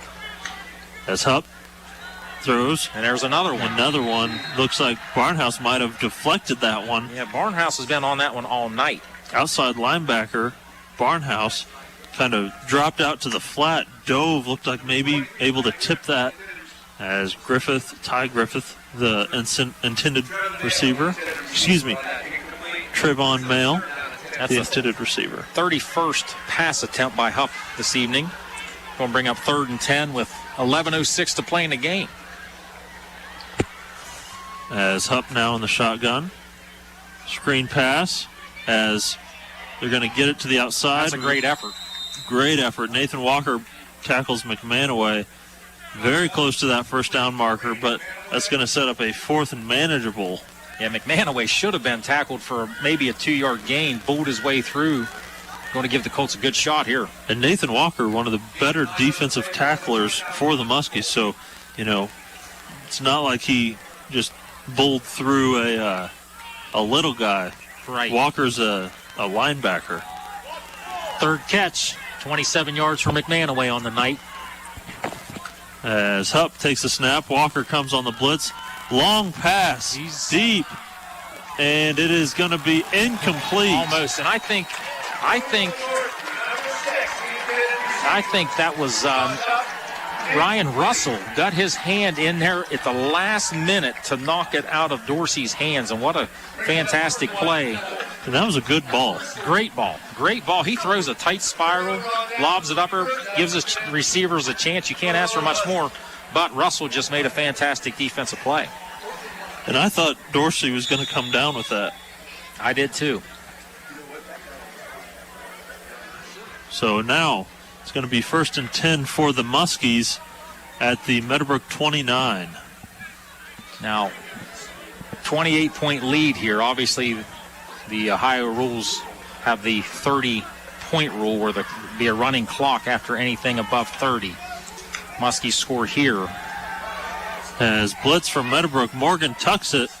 He's going to stiff arm and very close to a late hit. Yep, flag comes out, late hit out of bounds.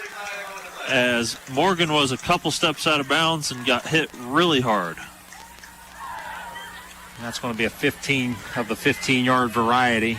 And that's, the 3rd or 4th 15-yard penalty on the Colts? I think that's at least the 2nd. I'm not sure. Well, you've got the crackback. Oh, the crackback, yeah. The crackback, the personal foul, the late hit out of bounds, and the face mask.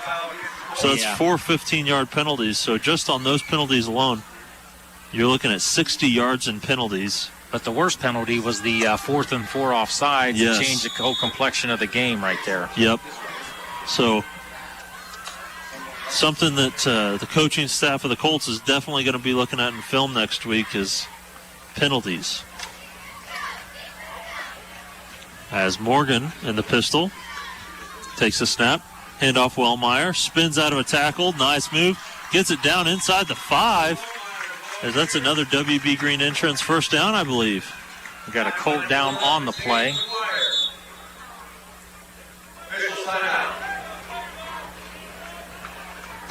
As I believe that's Clayton Hall getting up hobbling. As it's going to be first and goal from the 5. Kudos to that young man. He hobbled off the field. He didn't want anybody to come get him. 224 yards for Wellmeyer. And once again, first and goal at the 5. Clock running under 9 minutes and 40 seconds. Morgan in the pistol. And jet sweep to Barclay, who is going to be tackled for a huge loss. Loss of 7 on the play. So trying to get that reverse in again, and Meadowbrook was ready for that one. Oh, and I guess they didn't get a first down, so it wasn't first and goal. It was actually 2nd and 1. Wow. So excuse me for that. I didn't see that either. So now it's 3rd and 8, but the clock's still running, yeah. And you're actually in field goal range. Yeah, so it might be, with this lead, might be the chance to give Angela a chance for a field goal. Would be her first of the year. Morgan now in the pistol.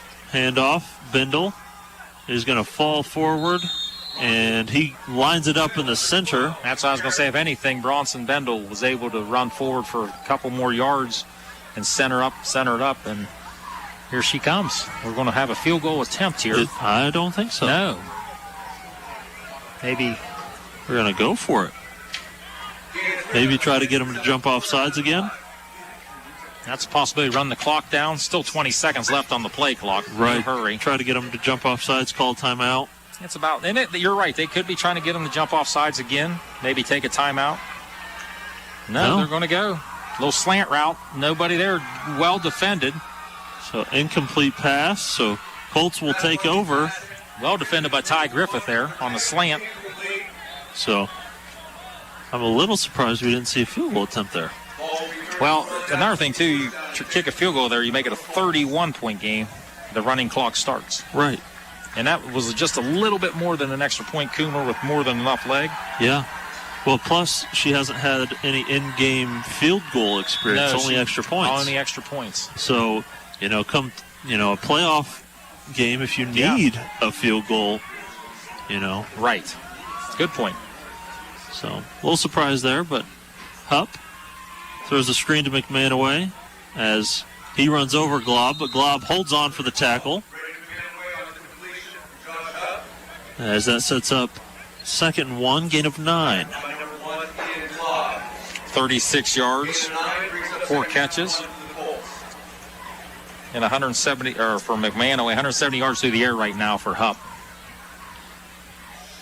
As Hupp in the shotgun once again. Clock still running. 7:30 left in the 4th. As throws a slant. Nice throw, nice catch. Very nice catch. I believe that was Eubanks. No, it's Mail. Trevon Mail. Picked up 14. So sets up first down. It's another WB Green Insurance first down. Mail having a nice game. 4 catches for 40 yards. As another screen over to McMahon away. As he's going to have a little daylight, dive forward for another WB Green Insurance first down. And the stat guy struggling to keep up right now. Yours truly. First down and 10 for the Colts. But I'm trying hard here, so I'm caught right back. These are unofficial stats, always. Officially unofficial. As Hupp, play action, throws a deep ball, overthrows his receiver by about 5 yards. So Mail, the intended receiver, unable to catch up to that ball. So that was the first one that's been kind of airmailed. Yeah, that was about the only one. And it almost looked like Mail gave up a little bit on the But they have route. 3 more downs here on this. Yeah, oh, yeah. And that stops the clock. Incomplete pass stops the clock. Gives me time to catch up on my math. Up in the shotgun, drops back, throws a strike. Oh, big hit. You're going to say incomplete as Eubanks unable to corral that. Big hit that time. I believe it was Barclay knocked that loose. Yeah, tough position there for Eubanks. You know you're going across the middle. You know they're just waiting on you. Right. And you can tell Eubanks kind of holding his back and his ribs just a little bit. Tough kid, though. He's going to get right out there and run back down and do it again. Hupp now in the shotgun. Eubanks in motion. As Hupp throws far side. Little miscommunication. As that was to Mail. Looked like Mail was going deep. Yeah. I thought he was going to cut it out at about a 15-yard out. So looked like just a little miscommunication there. As that sets up a 4th and 10, ball at the 46-yard line of the Colts. That's what I told my wife when I forgot to take the garbage out. Just a little miscommunication there. Hupp now in the shotgun once again. Drops back to pass. Larrick, heavy pressure, big hit. Interception. As that's Emerson coming the other way, as he's going to be taken down on the other side of the 50. His second interception on the game. That's going to be 1st and 10 at the 44-yard line. And that will be the second interception tonight. And Emerson can really thank his buddy Noah Larrick, because without that pressure... Larrick brought the heat. Yeah. Yes. And a blindside shot there taken by Hupp. So, nice play there by Larrick and Emerson.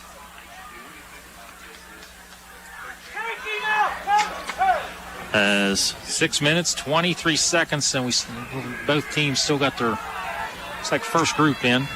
As Wellmeyer takes the handoff up the middle, breaks a tackle, across the 30. Got a flag down. 25. There's a flag down Looks back like here. Might be a holding. That could be our first hold of the evening.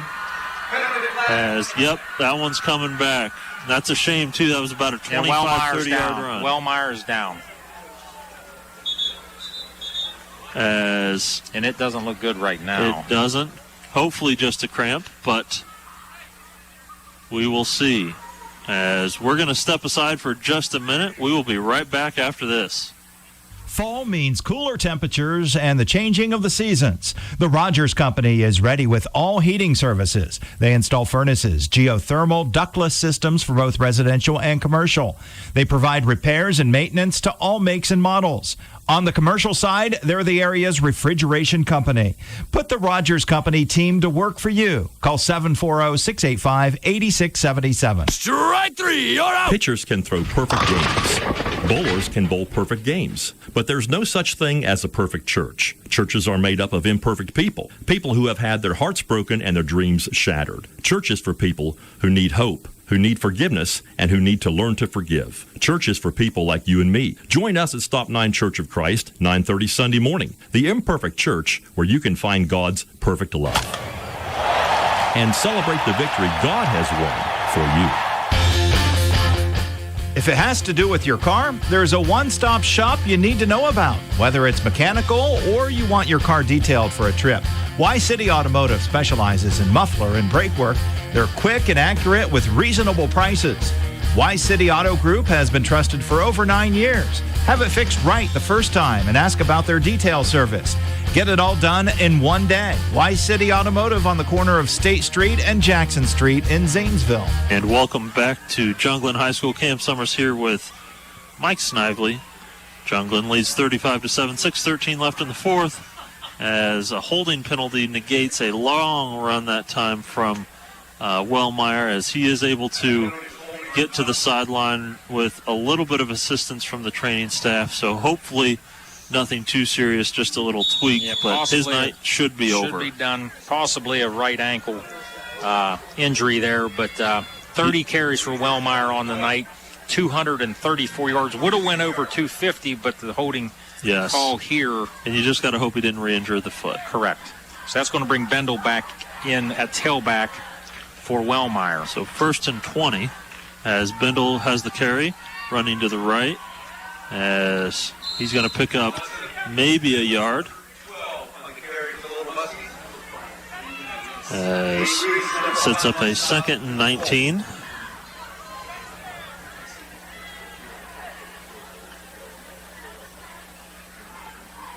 I remember being on Coach Bendel's football staff at Meadowbrook when Bronson was born. Not to mention his older sister Hannah, the home run king from the really good John Glenn softball program. Has Morgan in the pistol once again. Bendel, big hit.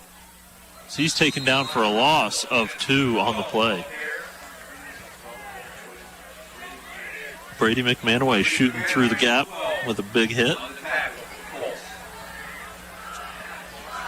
As Ryder Rock gets into the game.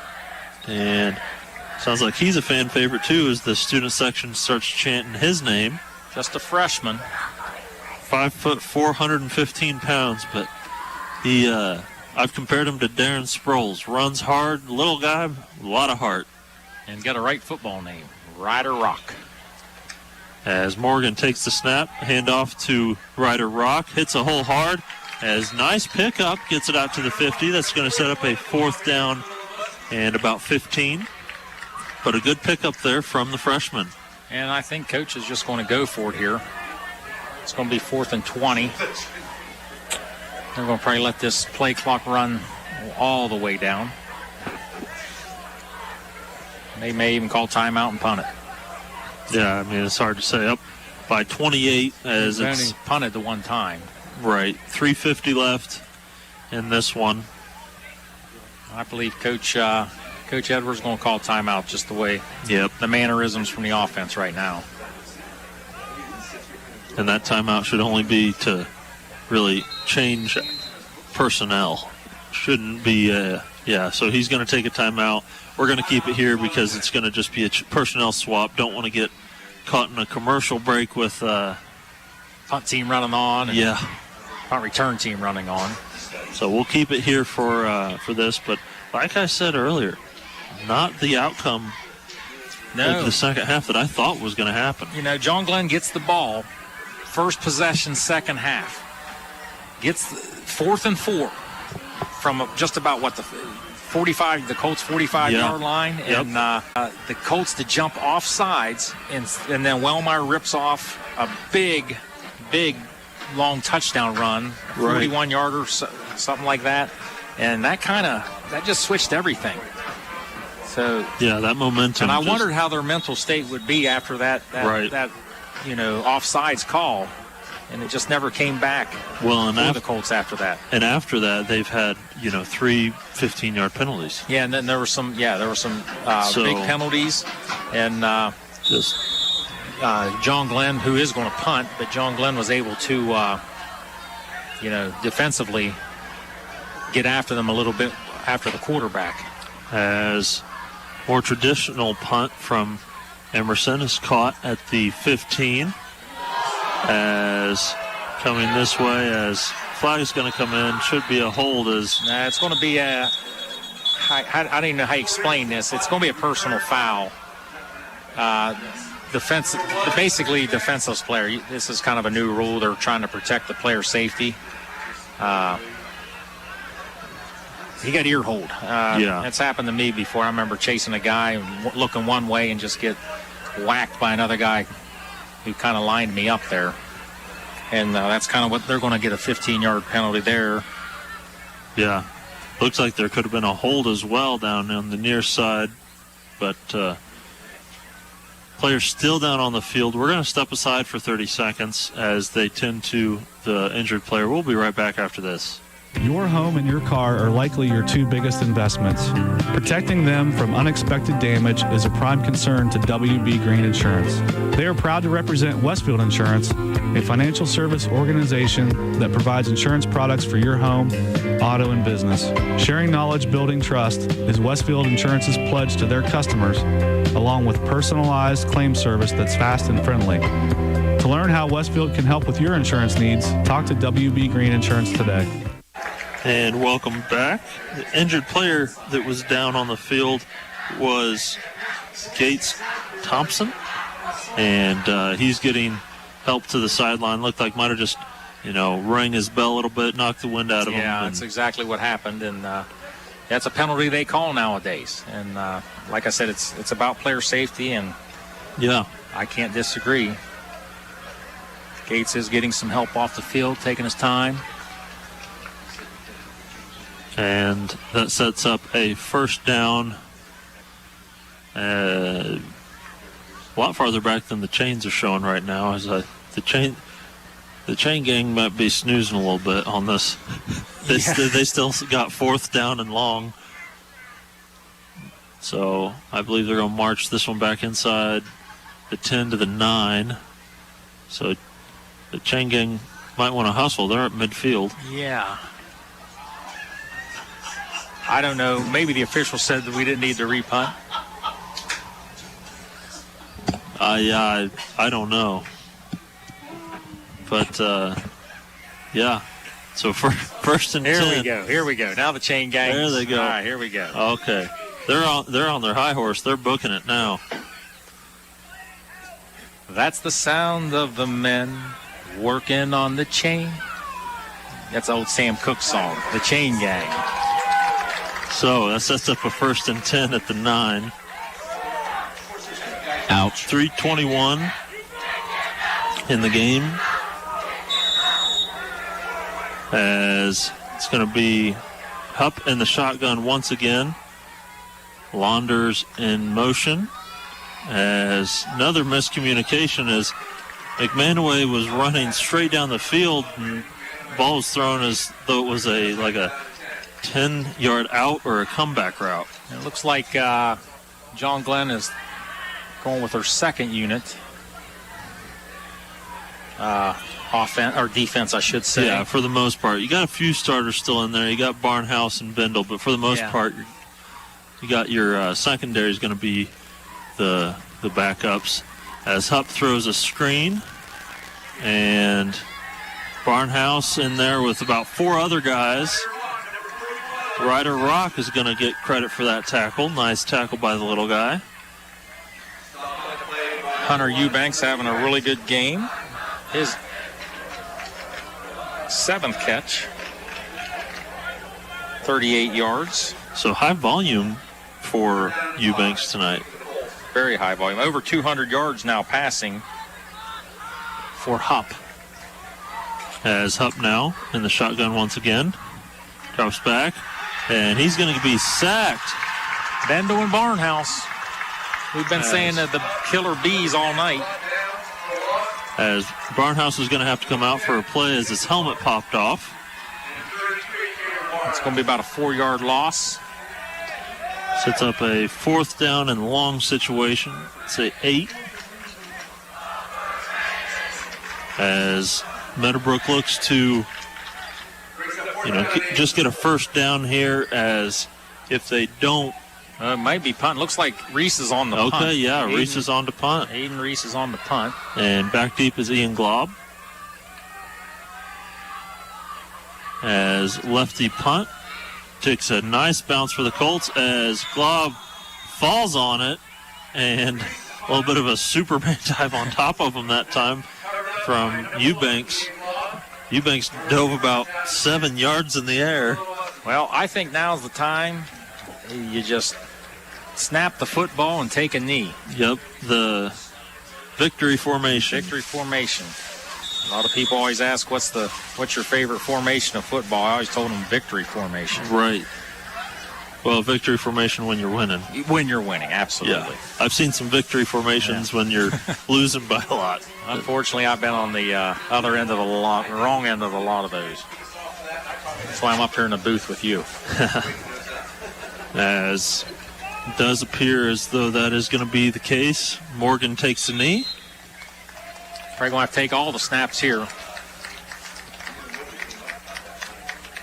Yeah, probably. And if you're Meadowbrook, you don't waste your timeouts here.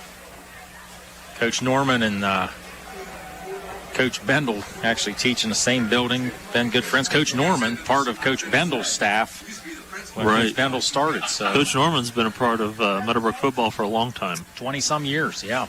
Not to mention, as a coach, as a player, even more. Right. So very familiar with these kids. Absolutely. In this program. As we're going to get another kneel. That is very nearly a delay of game. Yep, one more snap and that'll wrap it up once they get below 40 seconds. Right. As we're seeing the fans kind of packing it in. Hopefully everybody has a safe trip on the way home. That's going to do her tonight. As one more kneel from Morgan. And that's going to do it. As time will expire with that one. Final score tonight, 35-7. The Muskies take down the Colts in a rather surprisingly lopsided victory. Yeah, 35-7. I did not see this one coming, but what a dominant second half by the Little Muskies of John Glenn. And it was a very tight, even matchup after the first half, but for sure John Glenn dominated this second half. And but congratulations to both teams. Hopefully everybody come out of here injury-free. And like I said earlier, I hope everybody has a safe trip out of New Concord tonight.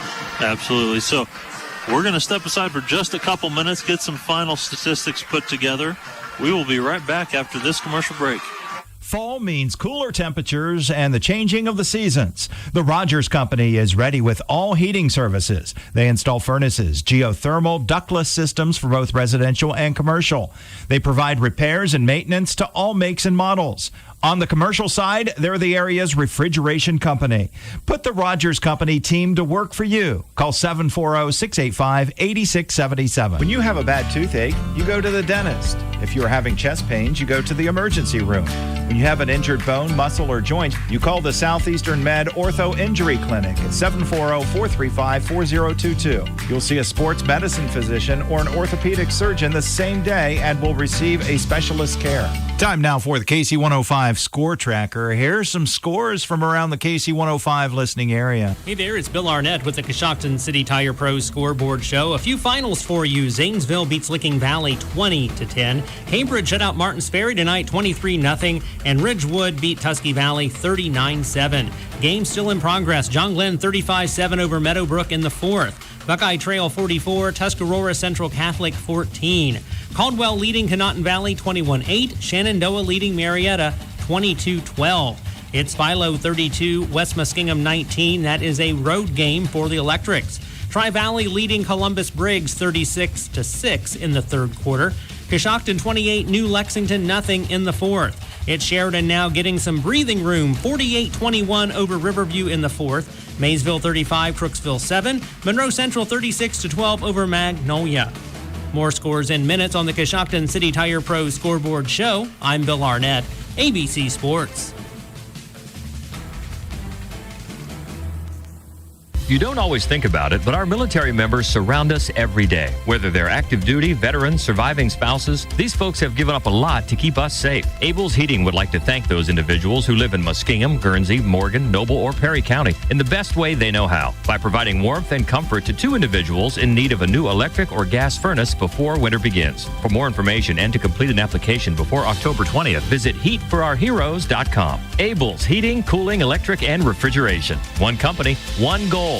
Your comfort. I'm not buying till I checked on Ford. Most of us are faced with uncertainty every day. Your job, your finances, sporting events, schooling for your children, and so much more. With so much uncertainty surrounding you, there's one auto dealership that you can be certain about, and that's Doan Ford. You can be certain that you'll always get a great deal and the best service afterwards. In business for nearly 60 years has given Doan Ford the reputation of being a strong, reliable dealership. Be certain. Choose Doan Ford. Online at DoanFord.com.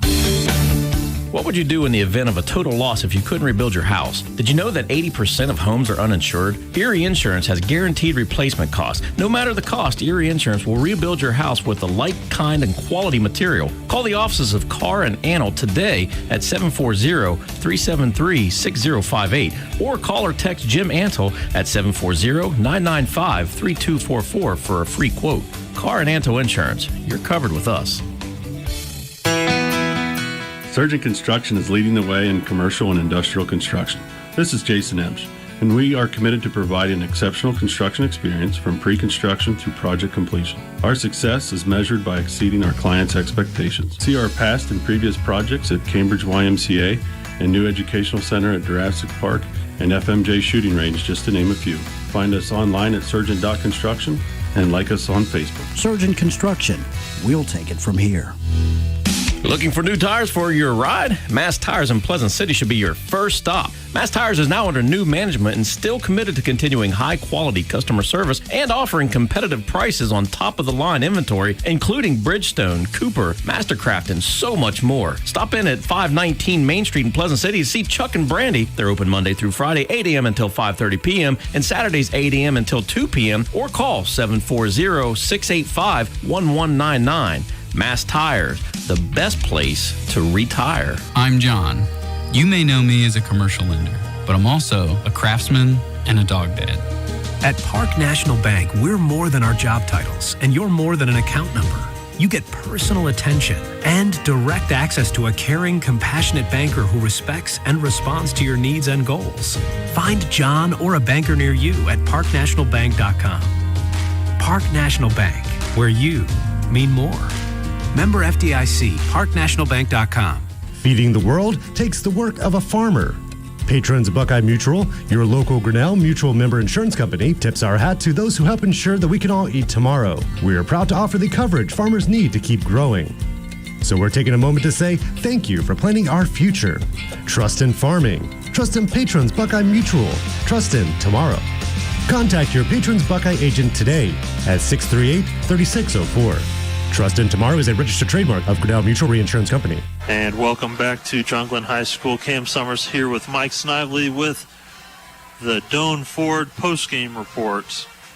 Postgame report brought to you by Doan Ford tonight.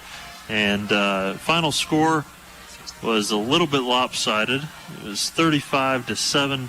John Glenn coming out on top, as you know, this rivalry has not been one that's been very long. But it's always been there. It's always been there. 16 miles away. This is only the 6th meeting.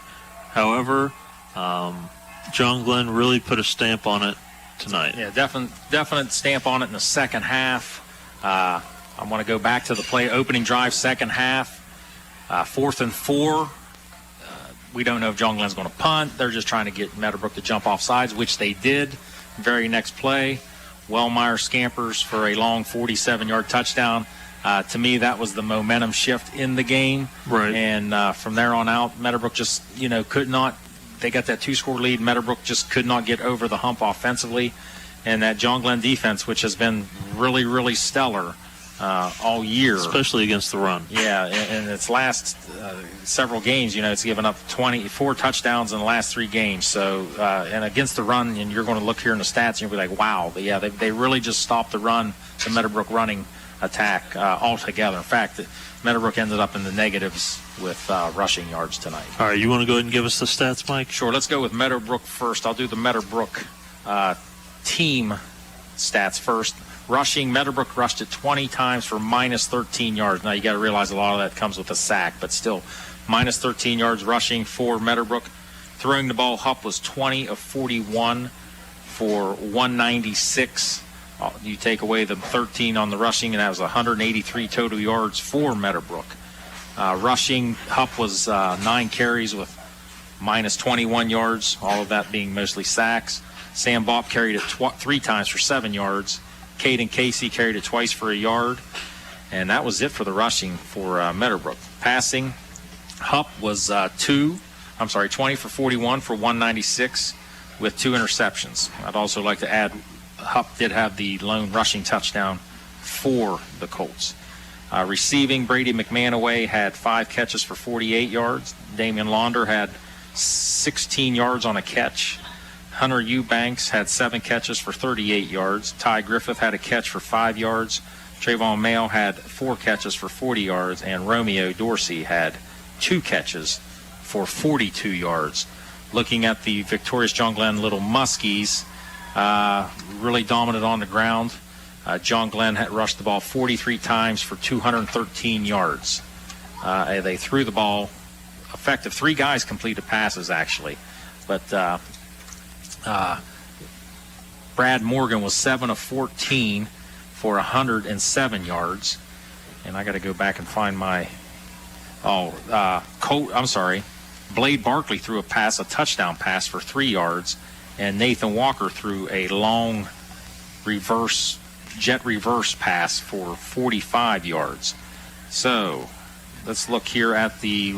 Wellmeyer had a heck of a game, 30 carries for 200, and I had him at 224 yards. I do not know what his personal career high is, but that's got to be knocking on the door. Bendel had 3 carries for 2 yards. Ryder Rock had a carry for 7. Morgan, due to sacks, had 5 carries for minus 15 yards. Blade Barkley had 4 carries for 2 yards. And as I mentioned, Morgan was 7 of 14 for 107 yards. Emerson had 3 catches, 88 yards and a touchdown. Nathan Walker had 2 catches for 9 yards and a touchdown.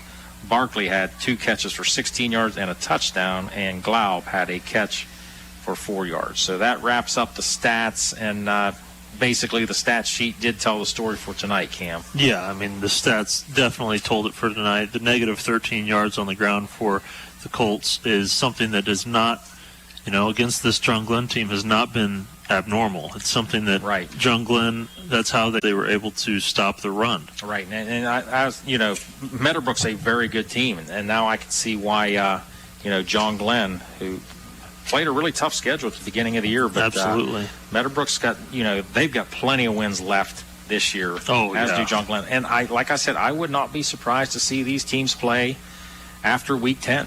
I would love to see that matchup. With 16 teams making the playoffs, it's a good possibility. So now for our West 40 Auto Sales play of the game. So our play of the game is going to go to the touchdown pass going into the half. Just a few seconds left, right after a missed snap by Morgan, sets up a 1st and 20, a long touchdown pass to Colt Emerson as they go into the half. That gives John Glenn the lead, 14-7 going into the half, and from there they never looked back. No, gave them a lot of momentum going into the half. Not to mention they got the ball back to start the second half, and they got to score again. So that was definitely the big shift in the play of the game right there. And then the Patrons Buckeye Mutual Insurance Company drive of the game is going to be on the jump pass by Blade Barkley to Nathan Walker, first touchdown of the game by either team, and really just kind of opened the floodgates, got them the momentum going for the Muskies. Not playing last week, you got to think maybe that's why the offense started off a little slow, because offense, when you're not getting the reps, especially in-game reps, defense is a little bit more reliable, I guess you might say, as opposed to offense. You got to continuously get those reps. So maybe a little rust, get knocked off in that first quarter, but they finished strong. And that was a 4th down play. It was. 4th down play. They came back, and they were in the Wildcat formation. Yep. Excellent play call by Coach Edwards' staff and Coach Mary there, and big, huge play there. It was. So, once again, this post-game report brought to you by Doan Ford. Big thank you to all of our sponsors: Valentine Insurance, Doan Ford, Patrons Buckeye Mutual Insurance Company, WB Green Insurance, Abel's Heating and Cooling, West 40 Auto Sales, Southeastern Med, Rogers Company, Park National Bank, and Y City Auto Detail in Zanesville.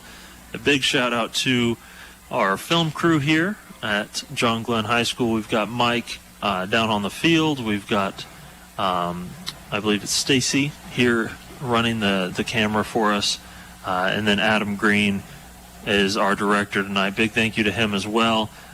Pleasure, always a pleasure, Mike. Yes, always a good time calling a game with you.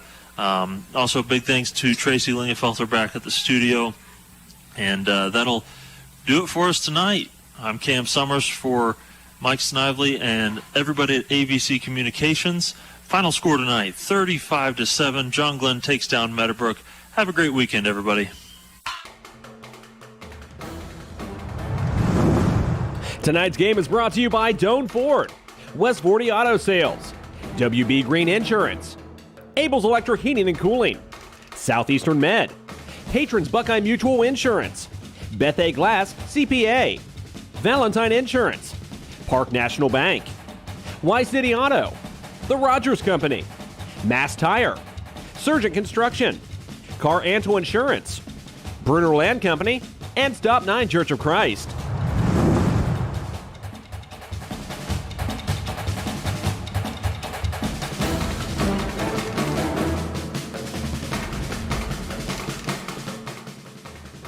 This has been a presentation of ABC Sports.